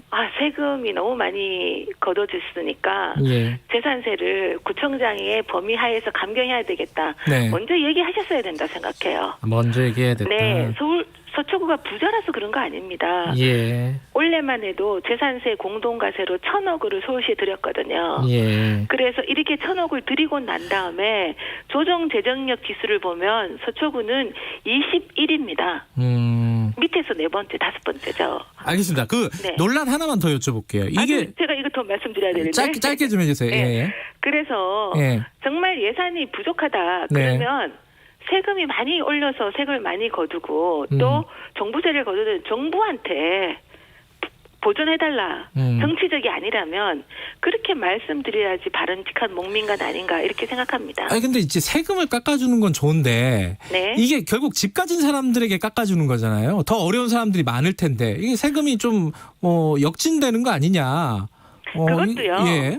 그것도 이거는 재산세를 내신 분의 예. 1가구 1주택 예. 9억 이하 갖고 있는 그러니까는 9억 이하의 1가구 1주택 가지고 계신 분에 대해서는 보호를 해드리자는 취지지. 네. 재산세 또 다른 세 모든 것을 섞어가지고 전부 다른 분들한테 주자 이런 건 아니죠. 그 어려운 분들한테 드리는 거는 또 다른 세목으로 할 수 있죠. 알겠습니다. 또 하나가 세목에 조정을 하면 섞어버리면 안 되죠. 또 하나가 이 정부가 어차피 10월 달쯤에 네. 1주택자에 대한 세금 감면 이게 좀 논의를 하고 있지 않습니까? 그러니까 지자체에서 미리 하면은 이게 행정이 좀 통일성이 없는 거 아니냐, 해치는 거 아니냐 통일성을 이런 지적은 어떻게 보십니까? 제가 처음 이 아젠다를 얘기를 했을 때 예. 믿어야 될지 그냥 밀고 나가야 될지 이런 고민을 했습니다. 그러셨겠죠. 그리고 계속 정부한테 빨리 청사지를 내라. 언제 할지. 기준은 어떻게 어느 정도 할지. 네. 근데 지금 정부가 지금 수개월째 말만 하고 안 낸단 말이죠. 예. 지금 9월 오늘이 벌써 10월이잖아요. 10월 7일. 그러네요. 예. 네, 이거 10월 달에 한다랬는데 어떻게 하는 건지 우리가 몰라요. 네. 깜깜이. 그리고 제가 이렇게 좀 소문에 듣기에는 한 10월 달에 올해 내로 발표해도 그거는 내년부터래요. 지금 재산세는 7월, 9월 다 고지서가 나간 상태거든요. 그러면 소급은 안 하고 올해 거는 그냥 걷겠다는 얘기잖아요. 예. 지금이라도 나서서 어떻게 하겠다. 그러면 저희도 거기 맞출 수 있죠. 알겠습니다. 이 얘기는 여기서 정리하도록 하고요. 8678님이 조은희 구청장님 서울시장에 도전하시나요? 이 질문을 워낙 많이 받으셔가지고 준비된 답변이 있으실 것 같아요. 어떻습니까? 그렇게 얘기해 주셔서 우선 감사하고요. 네. 저는 우리 서울 시민은 세금 폭탄, 또 부동산 가격이 너무 폭등해서 지금 많이 화가 나 계신다고 생각해요. 그래서 이대로는 안 되고 이 1,000만 시민이 편안하게 사실 수 있는 정책의 대전환이 필요하다고 생각해요. 그래서 내년 서울시장 선거는 개인의 교체가 아니고 철학의 교체다. 네. 그래서 10년 서울을 바꿀 수 있는 패러다임의 변화가 필요하다라는 생각을 하고요. 예. 그래서 가수 나훈아 씨가 그랬잖아요. 우리나라를 지킨 것은 바로 국민들이다. 예. 그래서 국민의힘 또 대한민국 국민 또 서울 시민의 힘으로 다음에는 서울을 바꿔나가야 된다. 이렇게 해가고 제가 서울시 부시장도 했고 또 유일한 야당 구청장으로 서울 행정형장에 10년간 있었으니까 조은이가 하면 연습 없이 지체 없이 야무지게 할 것 같다. 그런 기대로 말씀해 주시는 걸로 유리하게 생각하겠습니다. 그런데 꼭 조은이어야 된다는 생각을 저는 안 하고 있습니다. 나쁜이가 죄송합니다. 더 좋은 분이 계시면 저는 밀어드릴 생각입니다. 거기에 대해서 지금 저희들이 얘기한 게 청년 기본소득하고 뭐 재산세 감면 이런 얘기를 했잖아요. 근데 이런 정책을 내놓는 게 이게 인기를 좀 끌어가지고 서울시장에 출마하려고 하는 거 아니냐 이렇게 보는 시각도 분명히 있을 거예요. 여기에 대해서는 뭐라고 말씀하시겠어요? 청년이 기본소득을 얘기를 했을 때 저희 청년의 위기가 대한민국의 미래의 위기다. 근데 청년의 위기를 누가 가져왔냐? 청년이 가져온 게 아니고 우리 기성세대들이 교육 생태계의 미스매칭 때문에 아주 열심히 스펙 쌓아서 나와도 직업이 없잖아요. 그래서 블록체인 아카데미, 뭐 AI 아카데미 우리 서초구 나름대로 했는데 이건 사실 국가가 해야 되는 거지만 그 연장선상에서 지난 5월부터 기본소득 이 실험을 고민해 왔거든요. 그래서 그거는 서울시장 보궐선거 생기기 훨씬 이전에 일부터 있으니까. 이전부터 준비하던 거다? 그래서 우연히 그렇게 될 수도 있지만 사실관계를 따지자면 그런 거는 아니죠. 알겠습니다. 오늘 여기까지 드릴게요. 고맙습니다. 너무 반가웠습니다. 좋은 하루 되세요. 조은희 서초구청장이었습니다. 공정하고 깊이 있게 오늘 하루 이슈의 중심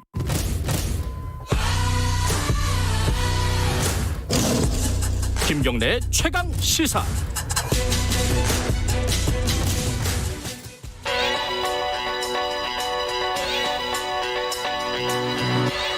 최강 시사 윤태곤의 눈. 의제와 전략그룹 더모아의 윤태곤 정치분석실장 나와 계십니다. 안녕하세요. 네, 안녕하세요. 나훈아 얘기를 하실 줄 알았더니 BTS 얘기를 하시는군요. BTS. 왜 지금 뭐 사실 BTS가 전 세계적으로 가장 잘 나가는 시기죠, 지금. 그렇죠. 그 다이너마이트라는 노래가 8월 21일에 발표됐는데 그 이후에 빌보드 핫 100 차트에서 6주째 1위, 2위 계속하고 있거든요. 메가 히트곡이죠. 제가 뭐 오늘 BTS의 세계적 인기나 음악성에 대해서 이야기하려는 것은 음악도 저희가 좀 있으시잖아요. 네, 감사합니다. 자, 뭐 병역 특례 얘기하시려고 하는 거죠? 지금 일단 우리 사회에서 병역이 워낙에 뜨거운 감자지 않습니까? 최근에 두 이슈를 봐도 그래요. 법무부 장관 아들 휴가 문제. 그렇죠. 그리고 어제 나온 이야기 중에는 이제 연예인 중에서 유승준 씨가 군대 간다고 공언했다가 안 가서 공부를 했는데 18년째인가? 한국에 들어오지를 못하고 있다. 이게 뭐 법으로는 들어와야 되는데 하여튼 행정적으로 계속 못 들어오게 하고 있다. 막고 있죠. 그런 과정에서 이제 병역 문제, 한류 스타들 특히 스포츠 스타 포함 이런 병역 문제는 글로벌 이슈예요. 한국 국내 이슈가 아닙니다. 그래요? 예컨대요. 인기가 워낙 높아지니까 팬들이 세계에 다 있어가지고 막 촉각을 곤두세우고 있어요. 우리 뭐 오빠 아니면 뭐 우리 형 언제 군대 가는지 안 가는지 뭐 어떻게 안 가는 방법은 없는지. 예컨대 아미들 뭐 이런. 그렇죠. 예를 들어가지고요. 2018년 아시안 게임에서 그 자카르타 팔렘방인가에서 했을 텐데 우리나라가 축구 금메달을 땄어요. 영국 BBC가 긴급 속보로 타전했습니다. 아시안 게임 축구 종목이 사실 세계적으로 그렇게 주목받는 건 아니에요. 솔직히 말씀드리면. 더군다나 영국이 그렇게 신경 쓰지 않을 것 같은데. 그렇죠. 근데 왜? 손흥민 선수 병역 특례가 확정됐다. 그걸 이제 긴급 속보로 타전을 했어요. 영국 프리미어 리그뿐만 아니라 손흥민 선수가 유럽 빅리그의 관심사였고 다른 젊은 축구 선수들 같은 경우에도 당연히 뭐 BTS는 손흥민 선수보다 더하면 더했지 뭐 덜하지 않을 것 같아요. 관심이. 그렇죠. 물론 손흥민 선수가 뭐 덜하다는 건 아니지만은 또 이제 다른 식으로 위상이 있는 거니까. 근데 지금 이제 논란이 되고 있는 것은 뭐 예전에도 그랬는데 대중 가수, 대중 연예인의 경우에는 병역 특례에 대한 규정이 없다는 거예요. 없죠. 뭐 운동선수 있고 클래식 선수란다. 클래식 연주자들. 뭐 무용 뭐 이런 쪽도 있습니다. 그러니까 자세하게 규정을 제가 설명드릴 수는 없지만 올림픽 동메달 이상, 아시안게임 금메달 이상, 체육의 경우에는 그렇고 뭐 무용, 음악 이런 경우에는 국내외 지정된 콩쿨이 있어요. 근데 이 부분도 지금 형평성 논란이 있고 해가지고 가급적 줄여야 된다. 정부 방침이 그랬어요. 국방부 방침도 그랬고 국회에서도 그런 쪽으로 가야 된다. 네. 뭐 이거 형평성 논란 플러스 병역 자원이 줄어드는 거. 인구가 줄어들 그렇죠. 수 있으니까요. 예. 그러니까 뭐 이게 우리 모병제 이야기 나오지만 모병제가 될지 안 될지 모르겠지만 그게 되기 전까지는 어쨌든 병역 자원의 허리띠를 졸라매야 된다. 이런 거거든요. 네. 근데 어쨌든 지금 이 얘기가 꺼내진 거는 이 노웅래 의원이 얘기를 한 거예요. 그렇죠. 작심 발언 며칠째 계속하고 있고 노웅래 의원이 이제 민주당 최고위원인데 최고위에서도 언론 문화 이런 영역을 좀 담당하고 있어요. 네. 근데 이제 노웅래 의원이 손흥민은 되는데 왜 BTS는 안 되냐 뭐 이런 이야기도 나올 수 있다. 뭐 그러면서 이제 강하게 이야기를 하고 있죠. 근데 이게 가능한 거예요? 병역 특례가? 비규정 특례, 예외적 특례 이런 전례가 없는 건 아닙니다. 제가 말씀 몇 개 드릴게요. 네. 이른바 이창호법이라는 게 있어요. 바둑. 그렇죠. 예. 프로 바둑기사 돌부처 예. 이창호.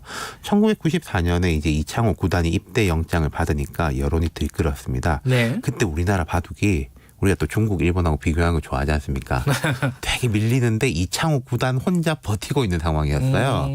그러면서 과거에 조은영 구단도 군대 가서 힘들었다. 조치훈 구단은 병역 문제 때문에 결국 일본 국적 취득했다. 우리 이창호는 보호해야 된다. 이런 여론이 확 들끓어가지고 앞서 말씀드린 대로 이제 예술 채용 요원, 그러니까 예술 같은 경우는 콩쿠르라든지 뭐 이런 부분이 있는데 거기에 바둑을 포함시킨 거예요. 그러니까 몇 개 국제 기전 를 포함시켜서 준우승자는 병역 혜택을 부여하는 이른바 이창호법. 그래서 이창호 구단 외에 그 뒤에 4명이 더 병역 혜택을 받았어요. 아, 그렇군요. 축구 2002년 월드컵.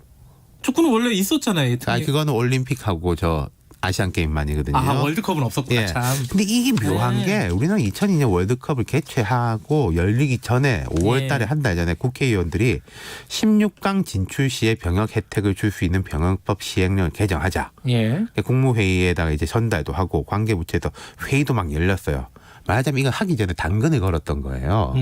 16강 이상 가면은 병역 면제 될 수도 있다. 네. 4강까지 갔지 않습니까? 뭐 전국민적인 이제 후원의 분위기 속에서 병역 혜택을 받았고, 그 다음 야구 이게 독특한데 2006년 월드 베이스볼 클래식에서 한국이 최종 3위.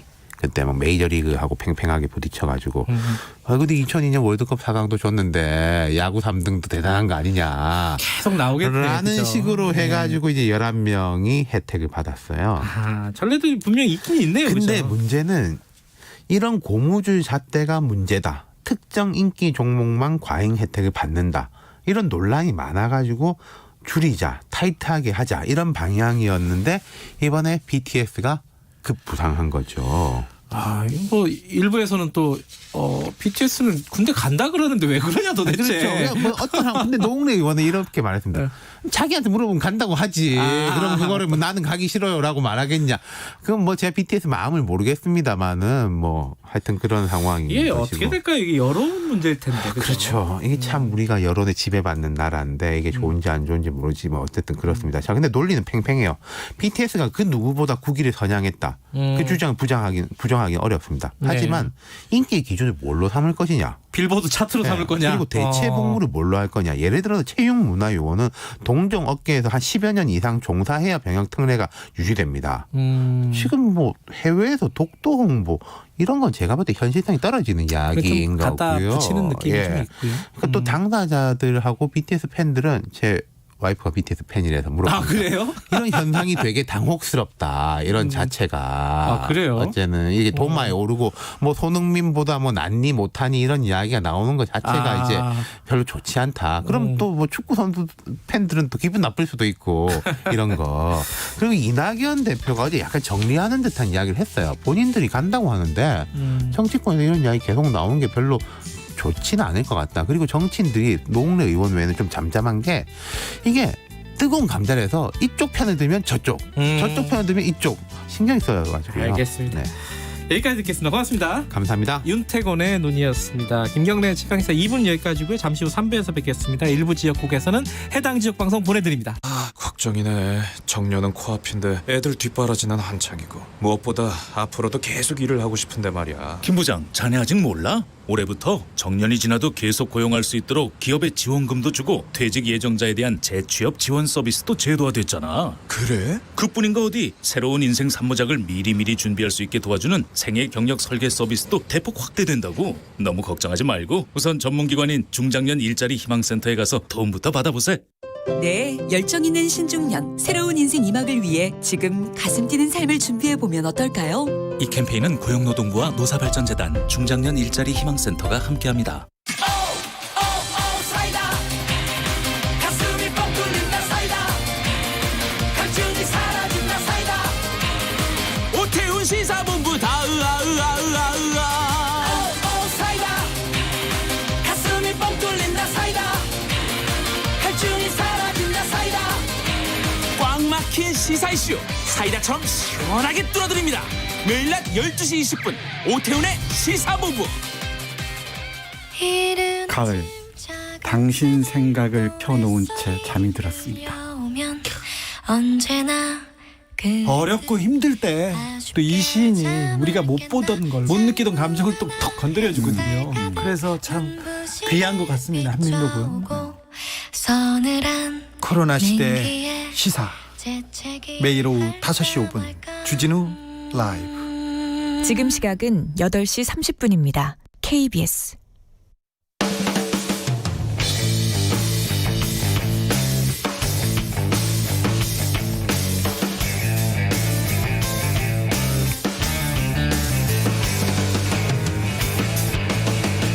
김경래의 최강 시사. 네, 요즘 해외여행은 꿈도 못 꾸죠. 갔다 오면 뭐 자가격리 이런 문제도 있고, 일단 뭐 교통편도 많이 줄었고요. 국내 여행도 사실은 뭐 마음 먹어야지 갈 수 있을 겁니다. 이제 가면은 또 왜 뭐 낯선 사람들하고 또 만나야 되는 거고 이런 부분들이 좀 꺼려지기 때문에요. 자, 그러다 보니까 가장 힘든 분들이 생기기 마련입니다. 이 여행업에 종사하시는 분들, 이분들은 당장 생존의 위기, 생계의 위기가 딱 그 눈앞에 닥쳐 있는 상황입니다. 오늘 지금은 을밀대 시간에는요, 여행사 사장님과 잠깐 얘기를 나눠볼게요. 어느 정도 아마 거의 개점 휴업 상태가 아닐까라는 생각이 들어요. 요즘 여행 가는 사람들이 많지가 않아서요. 직접 여행사를 운영하고 계시고요. 지금 서울시 관광협회 여행업위원장 맡고 계신 김명섭 사장님 연결하겠습니다. 사장님 안녕하세요. 네, 안녕하세요. 김명섭입니다. 여행사를 어디서 서울 어디서 운영하고 계세요? 서울 강남에서 운영하고 있습니다. 얼마나 되셨어요? 시작하신 지? 제가 올해 꼭 35년 됐으니까 강산이 3번 변했네. 35년 되셨어요? 네, 그렇습니다. 아, 그럼 여행업이 어떻게 지금까지 왔는지를 뭐 누구보다도 잘 아시겠네요. 그죠? 네, 잘 알죠. 국내 여행, 국외 여행, 해외여행 이런 식으로 좀 나눠져 있나요? 사장님은 둘 다 하시는 건가요?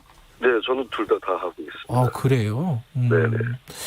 자, 이제 좀 어려운 얘기를 해야 될 텐데, 제가 사전에 듣기로는 매장이 몇 군데 됐었는데 최근 한 군데를 닫으셨다고요? 네, 제가 두 군데를 하시군요. 예. 근데 지금 한 군데를 닫으셨어요, 완전히? 예, 닫았습니다. 지난 8월에 닫은 자리가 한 자리에서만 한 20년 영업을 하는 업장이에요. 예.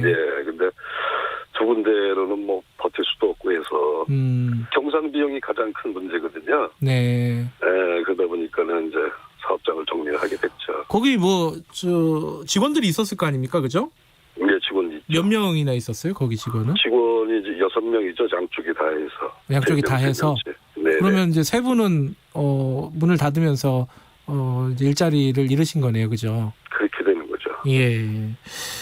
어느 정도입니까? 이게 이제 아예 여행 가는 사람이 없습니까? 그래도 뭐 알게 모르게 또 가는 분들이 있습니까? 어떻게 지금 상황이 어때요? 다른 업종은 코로나로 인해서 뭐 매출이 뭐 20%다, 30%다, 50%다 뭐 줄었지만, 그렇죠. 예. 여행업 같은 경우는 매출이 제로입니다, 제로. 제로요? 지난 2월부터 예. 오늘 현재까지 제로입니다, 제로. 아니 근데 매출이 제로면은 네. 지금 한 군데는 문을 닫으셨다고 하지만 그래도 한 군데는 문을 열어놓은 상황이잖아요. 직원들은 뭐 지금 이제 유급휴직 중이고. 유급휴직이요? 네네. 제가 혼자 나가 있죠, 뭐. 아니 유급휴직이 어떻게 가능해요? 돈을 못 버는데 어디서 돈을 마련하세요? 그거 이제 정부에서 이제 고용유지보험 한 거에 대해서. 예. 특히 뭐 여행업 같은 경우는 이제 타격이 심하다고 이제 특별 고용 지원 업종으로 지정이 돼 있으니까. 일정 부분은 그래도 정부에서 혜택을 받고는 있죠. 예. 이제 그 혜택도 뭐 무한대로 갈지는 않을 거 아닙니까, 그죠? 그렇죠. 6개월 지정됐다가 지금 이제 근래 2달을 더 연장해서 240일까지는 현재 지원이 되는 걸로 되어 있습니다. 그게 끝나면은 방법이 있어요? 어떻게 하십니까? 지금 현재로서는 뭐 무대책이라고 봐야죠. 왜 그러냐면 정부 정책이나 이런 것들이 전부 고용유지 부분에 모든 포커스가 맞춰져 있다 보니까. 네. 사업자들을 위한 뭐 직간접적인 지원이 되는 건 이제 대출밖에 없는데. 네. 그거마저도 뭐 거의 뭐 어려운 입장이니까. 대출이라는 건 빚이잖아요. 네네. 결국은 언젠가는 다 갚아야 되는 부분이기 때문에. 네. 대표들 입장에서 굉장히 애로사항이 많죠. 근데 이게 그 직원들은 어쨌든 뭐 지금 현재 상황은 그나마 고용유지지원금을 활용해가지고 유급휴직을 하고 있다 치더라도 이게 장사가 하나도 안 되는 가게 임대료 같은 것도 부담을 하셔야 되는 거 아니에요? 네, 그렇습니다. 이게 원래 법인 사업체는 사업장이 있어야 법적으로 허가가 가능하기 그렇죠. 때문에 예. 그래서 뭐 사업장은 무조건 갖고 있어야 되고 그렇게 되면 이제 임대료라든가 그다음에 국가에서 뭐 지원을 해주지만은 직원의 급여 차액분이라든가 그다음에 4대 보험료의 사용자 부담이라든가 그다음에 이제 뭐 어찌됐든 간에 뭐 유급 휴직이라도 퇴직금은 계속 쌓이잖아요. 그렇죠. 그러면 이제 이 법인을 유지하기 위해서 들어가는 경비가 적게는 뭐 500만 원에서 규모가 좀 되는 데는 뭐 한 1,500만 원까지가 매월 적자가 나고 있기 때문에. 그러면은 지금 돈을 하나도 못 버는 상황에서 한 달에 들어가는 돈이 대략 추산하면 어느 정도예요? 저희 같은 경우는 한 700 정도 들어갑니다. 한 달에 700이요? 네네. 그냥 아무것도 없이 700이 그냥 빠져나가는 거네요? 그렇습니다. 그게 이제 감당이 안 되시면은 제가 이제 어디 신문 기사나 이런 거 주위 사람들 얘기도 들어보면은 뭐 PC방 같은 경우도 비슷했잖아요. 그래갖고 뭐 PC방 사장님이 어디 뭐 아르바이트 뛰고 다른 데 가서 뭐 배달하고 뭐 이런 경우도 꽤 봤어요. 사장님은 어떠십니까? 지금 뭐 저를 포함해서 여행사 사장들이 뭐 대리운전, 뭐 택배, 편의점 알바 또 뭐 지자체에서 하는 공공 일자리 심지어는 뭐 배 따로 사과 따로 농촌 일손 돕기 뭐 안 하는 게 없습니다. 하여튼 뭐 살아남아야 되니까 뭐 저 같은 경우도 뭐 지난달에 하여튼 뭐 응시를 해가지고 요즘 통계청에서 인구조사 총조사를 하잖아요. 5년마다 한 번씩. 거기에 일단은 뭐 임시직으로 해도 지원을 해가지고 지금 이제 공부하고 있습니다. 그 인구 총조사 하는데 거기 그 조사원으로서 조사 관리원으로. 조사 관리원으로요? 네네. 그런 걸 해가지고 일단 나가는 비용들을 좀 메꿔야 된다 이런 생각이신 거네요, 그죠? 네네네. 그런데 그게 모질라잖아요, 그죠? 모자리죠. 지금 사장님 말씀하신 게 이제 한 달에 700만 원 정도 잡는다는데 나가는 돈이 그 돈 얼마나 벌겠습니까? 그 임시직으로 해가지고, 그죠? 네네. 그러면 이게 대책이 필요할 건데 일단은 지난 8월에 그러니까 추석 전에 그 재난지원금 있었잖아요. 네, 있었습니다. 여행업은 해당이 안 됐었던가요? 실질적으로 뭐 여행업 전체는 해당이 안 되고 영세한 소상공인의 이제 5인 미만 법인만 해당이 됐어요. 근데 실질적으로 여행사 전체 한 19,000여 개 중에 10인 미만의 여행사가 한 80% 정도 됩니다. 이게 이제 2018년도 관광 자료인데요. 근데 그 80% 중에도 이제 5인 미만만 해당이 되다 보니까 그것도 뭐 100만 원 달랑 주는 입장이라 물론 뭐 안 받는 것보다 낫겠지만 여행업에 있는 그 사장들 정부에. 네. 그러니까 그 전체 여행업을 하시는 분들 중에 소수만 그 혜택을 받았다 이런 말씀이시네요. 그렇습니다. 그렇죠? 그렇습니다. 5인 미만의 업체만 해당이 됐습니다. 사장님은 해당이 되셨어요, 그러면은? 저는 해당이 안 됐죠. 해당이 안 되셨어요. 그러니까 두 개를 운영하시니까 그렇게 됐군요. 네네네. 아, 그건 좀 섭섭하셨겠다, 그죠? 많이 섭섭하죠. 예.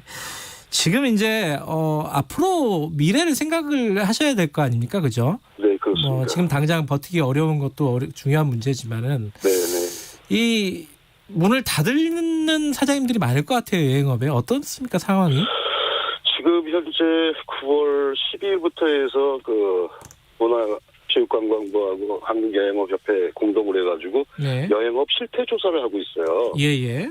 19,000개 여행사를 전수 조사를 합니다. 전체를 다. 네네. 그게 이제 내일 10월 8일이면 끝나게 됩니다. 네. 이제 거기에 보면은 지금 폐업한 여행사 내지는 휴업한 여행사 이걸 조사를 하고 있는데. 네. 실질적으로 몇몇 지역의 조사원들한테 체크를 해보니까. 네. 조사 대상의 한 80%가 전화 연락이 안 되는 거예요. 그 얘기는 일단은 다 영업을 못 하고 있는 입장이니까. 예. 그리고 일부 전화는 대표이사한테 이제 착신 전환으로 돼가지고 그나마 연락이 되는 대표가 좀 있고. 네. 지금 이번 주 같은 경우는 현장 조사를 했어요. 전부 조사원들이 현장 주소지에 가가지고 이 회사가 있는지 없는지, 네네. 영업을 하는지 안 하는지를 체크를 했는데. 네. 제가 하여튼 이거 인터뷰 전에 한 7군데 정도 체크를 해보니까. 네. 현장 조사한 거에 대한 90%가 사무실이 없다는 겁니다, 지금. 아하. 간판을 내렸거나. 예. 안 그러면은 집기가 다 빠지고 불이 꺼져 있는 상태의 빈 사무실이라는 얘기죠. 그 얘기는 일단 거의 업을 포기할 수밖에 없는 그런 입장입니다, 현재. 정확한 조사 결과는 나야겠지만 어쨌든 지금 현장에서 조사한 바로는 한 90% 정도는 문을 닫아버렸다 이런 말이네요, 그죠? 네, 맞습니다. 80%는 전화 연락도 잘 안 되는 상황이고요, 그렇죠? 이게 정부에서 이게 사실은 이제 전국적인 그리고 전 세계적인 재난이지 않습니까? 코로나라는 게. 그렇습니다. 정부도 참 이게 여러 분야의 대책을 세우기가 쉽지는 않겠지만은 어쨌든 여행업도 이게 타격이 엄청난데 여기에 대해서 어떤 대책을 마련해 주는 게 가장 시급한 것 같습니까? 이 코로나 때문에 좀 제일 앞에서 총을 맞았고 나중에 코로나가 좀 클리어가 된다고 그래도 가장 늦게 하여튼 살아날 업이 관광 여행업종이거든요. 네.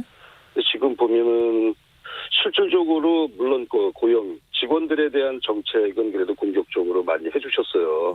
네. 근데 지금 말씀드린 대로 사업자들을 위한 지원 정책은 전무한 상태거든요. 그러니까 관광진흥기금에 대한 대출 외에는 다른 방법이 없습니다. 현재. 근데 그거마저도 지난 2분기 때 예를 들어서 업체에서 1억을 신청을 했으면 운영자금을 그게 1,800만 원이 나왔다는 거예요. 그 얘기는 그만큼 힘들어서 많은 사람이 신청을 하다 보니 진흥기금이 금액이 적다 보니까 그만큼 조금 논아주게 되는 거죠. 네. 그러니까 우선 급한 거는 정부에서 이 관광진흥기금 부분에 대한 대출을 그러니까 사무실 운영 자금이 있어야 이 업을 유지를 하잖아요. 실질적으로 사업자가 이 사업체를 폐업하게 되면 직원들은 대량 실직살 상태는 불보듯이 뻔한 거 아니겠어요? 그러면 의지가 있는 여행 사업자는 정부에서 적극적인 지원을 해줘야 된다. 그 첫째가 우선은 신용융자 부분에 대한 거를 좀 원활하게 해줄 필요가 있다. 두 번째는 지난 4월 달에 서울시에서는 여행업 1,000군데, 마이스 업체 500군데, 그다음에 관광 호텔들, 이런 데에다 직접적으로 500만 원이라는 돈을 직접적으로 지원을 해줬어요. 지자체임에도 불구하고. 근데 정부 차원에서는 지난 당정협의회에서 전국에 5,000개 여행사를 1,000만 원씩 뭐 지급하겠다라는 그 안이 나왔다가 네. 그냥 그건 중간에 그냥 다 잘라먹고 없어요 지금. 근데 실질적으로 필요한 거는 이 업에서는 실질적인 도움이 필요하다. 그거는 뭐 임대료의 일부 지원이라든가 네. 이런 부분이 실질적인 거 줘야지. 그렇지 네. 않고 그냥 내깔려 놓으면 다른 업종에 비해서 이 여행업 같은 경우는 어찌 보면 좀 특화된 전문 지식이나 오래된 경험을 통해 가지고 대고객을 예. 예약을 하는 거거든요. 예. 그렇기 때문에 이 인적 인프라가 다 무너지면 포스트 코로나 이후에 다시 원상복귀를 하려고 그러면 그만큼 금전적인 시간적인 게 굉장히 더 어렵다. 예. 그러니까 이번에 내일 마치는 여행업 실태조사에 어느 윤곽이 좀 나올 테니까 네. 그 내용에는 코로나로 인해서 정부에서 뭐를 지원해 줬으면 좋겠니라는 항목도 있습니다. 네. 그래서 그런 거를 전부 이제 대표들이 체크를 했을 테니까 예. 그걸 다 통계를 내서 하여튼 그 관광협회 중앙회 차원이나 뭐 여행업협회 차원에서 중지를 모아가지고 정부에다가 좀 정식으로 건의를 해야 되지 않나 이런 생각입니다. 알겠습니다. 그 지난 추석 때 연휴 보니까 추석 연휴 때 보니까 막 제주도 가는 사람들도 많고 그래서 그럴 때는 조금 낫지 않았나요 혹시? 근데 실질적으로 뭐 항공사도 마찬가지고 호텔도 마찬가지지만 이제 코로나 이후에는 중간에 여행사라는 매체를 안 끼고 그냥 개별 여행 본인들이 맞습니다. 본인들이 직접 고객을 상대로 해가지고 예약을 하고 있기 때문에 여행사들이 할 일이 별로 없습니다 요즘은. 알겠습니다. 뭐 힘드시더라도 그래도 힘을 내시라는 말씀밖에 뭐 드릴 말씀이 없네요. 예. 마지막으로 한 말씀만 드리자면 예, 짧게 좀 부탁드릴게요. 예. 관광이라면 볼관자에다가 빛관자거든요. 예. 빛을 본다라는 게 관광입니다. 예. 근데 지금 현재의 하여튼 여행업, 관광업은 암흑하고 똑같습니다. 지금 암흑입니다. 앞이 안 보입니다. 예. 하여튼 그 다시 빛을 볼 수 있는 날이 오기를 바라고 예. 여행인들, 관광인들 힘내시기 바라겠습니다. 감사합니다. 알겠습니다. 오늘 아침에 연결해 주셔서 감사드립니다. 고맙습니다. 네, 감사합니다. 서울시 관광협회 김명섭 여행업위원장입니다. 좀 답답하네요. 그죠? 김경래 최강시사 듣고 계시고요. 8시 46분 향해 가고 있습니다.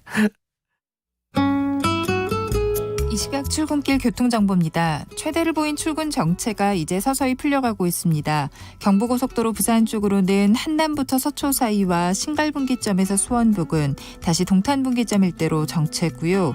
더 가서 안성분기점 부근에서는 사고가 났습니다. 5차로를 막고 처리 작업을 하고 있어서 부근으로 많이 혼잡합니다. 반대 서울 방면 정체도 북천안 부근과 기흥에서 수원 부근, 다시 판교분기점 일대와 더 가서는 금토분기점에서 반포 사이로 정체 심합니다. 경인고속도로 서울 방면으로는 먼저 서인천에서 부평 사이로 정체고요. 서운분기점 부근 2차로에서는 사고 처리 작업을 하고 있습니다. 이후로는 부천에서 신월 사이로 정체 이어지고 있습니다. 그 밖에 서울시내 분당수서로 청담대교 쪽으로는 복정나들목부터 탄천 1교 사이로 정체되는데 복정나들목을 조금 지난 1차로에는 고장난 차가 서 있습니다. KBS 교통정보센터에서 김민희였습니다.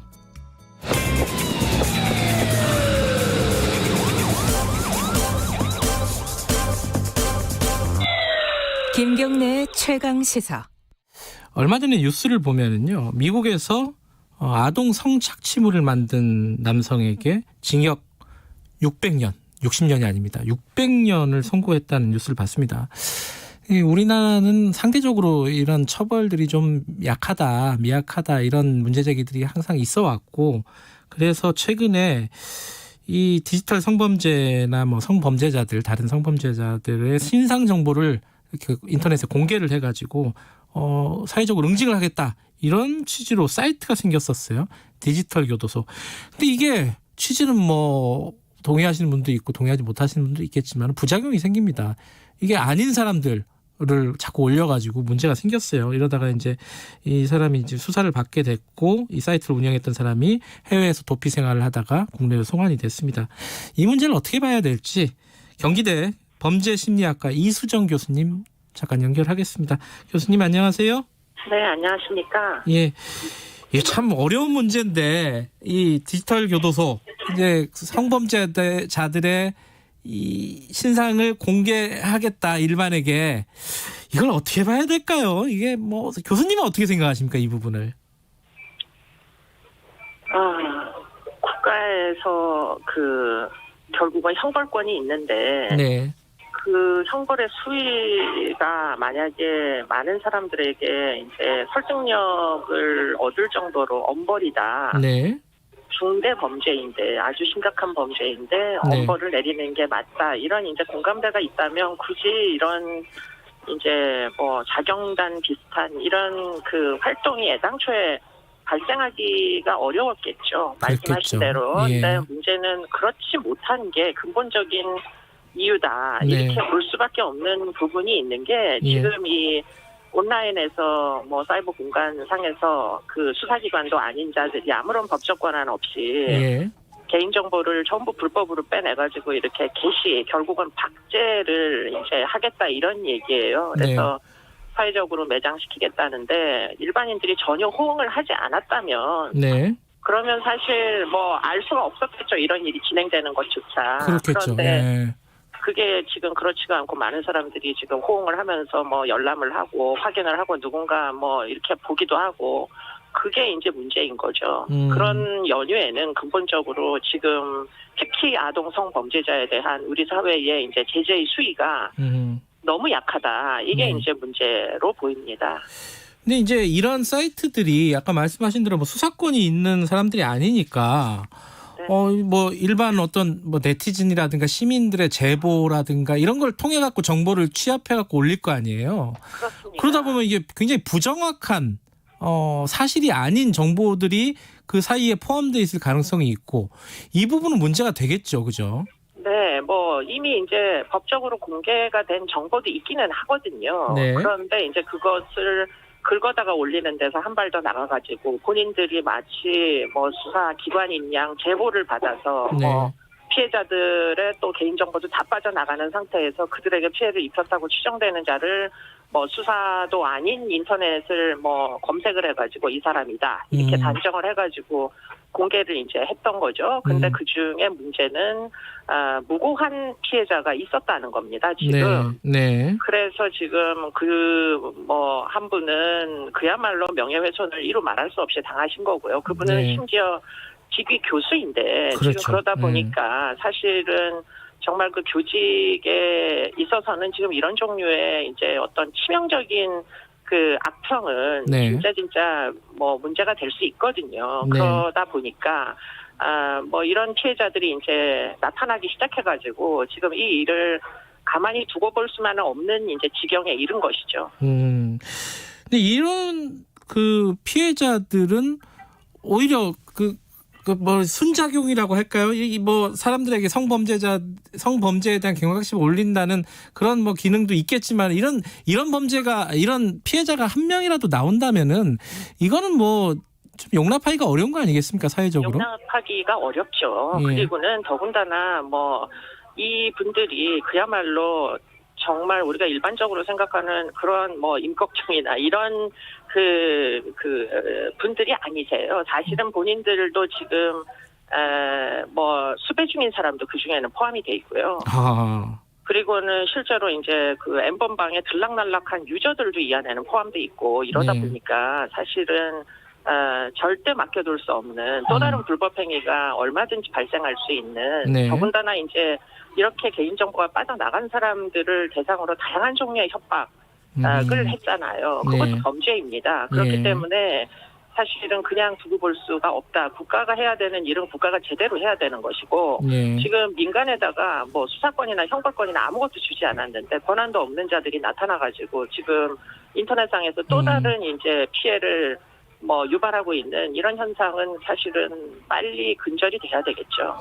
근데 이게 이제 아마 송환된 그 피의자 같은 경우도 이렇게 재판에 가면 항변을 할 겁니다.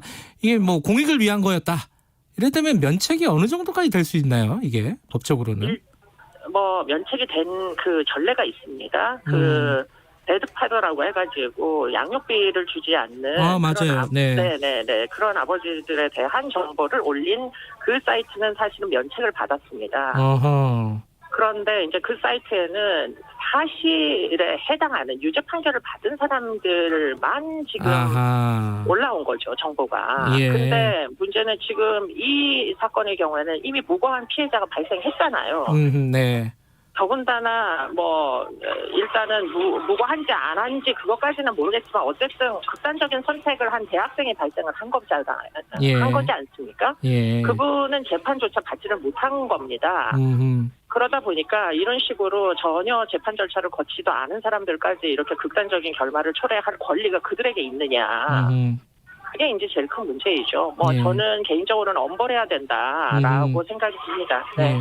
뭐 이게 지금 디지털 교도소가 1기가 있고 또 2기가 지금 뭐 운영을 하고 있다 그러는데 이게 좀 위법성을 줄이겠다는 거예요. 그래가지고 개선해가지고 운영하겠다. 이런 거는 가능할까요? 어떤 방식으로 가능할지 모르겠어요. 뭐 이미 이제 공개된 범죄자들의 정보들이 있기는 있지 않습니까? 그렇기 때문에 뭐 지금 아동성 범죄자 중에 신상이 이제 온라인에 그 공개되는 사람들하고 그리고는 이제 경찰 단계에서 이제 특강법에 의해 가지고 이제 공개되는 사람들 이 정도의 정보를 올리는 게 제가 볼 때는 한도라고 보이는데요. 그러니까 어느 정도는 입증이 다 된 거죠. 근데 그것 이상을 하기 시작하면서 본인들이 심지어는 모금도 하고 피해자들로부터 돈도 뭐 이렇게 받기도 하고 만약에 이런 식으로 진행이 되면 이것은 아주 심각한 뭐 또 다른 범죄일 수 있기 때문에 결국 경계가 이제 그 정도 수준일 거다 이런 생각이 들고요. 네. 공익을 목적으로 하는 건 좋은데 공익을 목적으로 사람들의 주의를 끌고 현혹시키기 위한 그런 부당이득이 있다면 그건 아주 엄벌해야 된다는 생각이 듭니다. 예. 하나 더 여쭤볼게요. 그 조두순 관련해 가지고요. 조두순이 만기 출소가 12월이지 않습니까? 두 달밖에 안 남았는데 보호수용법이라는 거를 지금 국민의힘 성폭력 대책특위 위원으로서 지금 제정에 지금 진행을 하고 계신 거잖아요. 네네네. 이게 되면은 조두순한테도 적용이 될 수 있는 거예요? 그러니까 직접 소급 적용은 아시다시피 되지가 않습니다. 그런데 지금 이제 발의된 법안에 한 가지 그 전과는 굉장히 다른 조항이 들어간 게 뭐냐면 보호관찰을 1대1로 받지 않습니까? 그러면은 준수사항이 아주 많겠죠. 네. 그러면 그 준수사항을 잘 지키면 사실은 뭐 재범을 할 가능성도 없지 않겠습니까? 예. 그런데 준수사항을 상습적으로 어기면 지금으로서는 별다른 방법이 없다는 거예요. 예. 그렇기 때문에 뭐 조치를 취할 수가 없는데 그러나 이 법에는 준수사항을 지속적으로 어기고 상습적으로 사소한 불법행위를 저지르는 경우에도 결국에는 검사가 청구를 해가지고 법원에서 보호수용을 추가로 이제 적용할 수 있게 선고할 수 있게 이렇게 법률이 지금 제한이 돼 있습니다. 예. 그렇기 때문에 조두순이 출소를 한 다음에 뭐 아주 모범적인 생활을 하면 해당 사항이 없지만 그러지 않고 뭐 아주 사소한 비행이나 불법 행위를 계속하면서 징역형이 나올 일은 아니지만 그러나 이제 준수사항도 어기고 계속 문제 행위를 할 경우에는 지금 이 법에 따르면 보호수용을 추가로 요청할 수가 있는 거죠. 알겠습니다. 이수정 교수님이었습니다. 고맙습니다. 고맙습니다. 김경래 최강시사 10월 7일 여기까지 하고요. 커피 쿠폰 당첨자는 홈페이지에서 확인하실 수 있습니다. 내일 아침 7시 20분에 다시 돌아오겠습니다. 홍천에서 불이 나 한 다세대 주택에서 불이 나 시간당 80mm에 가까운 폭우가 쏟아지면서 산사태가 일어난 말사 한반도 전체를 뒤덮은 이것은 영화나 드라마가 아닙니다. 어느 날 갑자기 일어나는 우리의 이야기입니다. 우리 사회 곳곳에서 일어나는 재난재해 현장들. 당신이 있는 곳은 안전하십니까?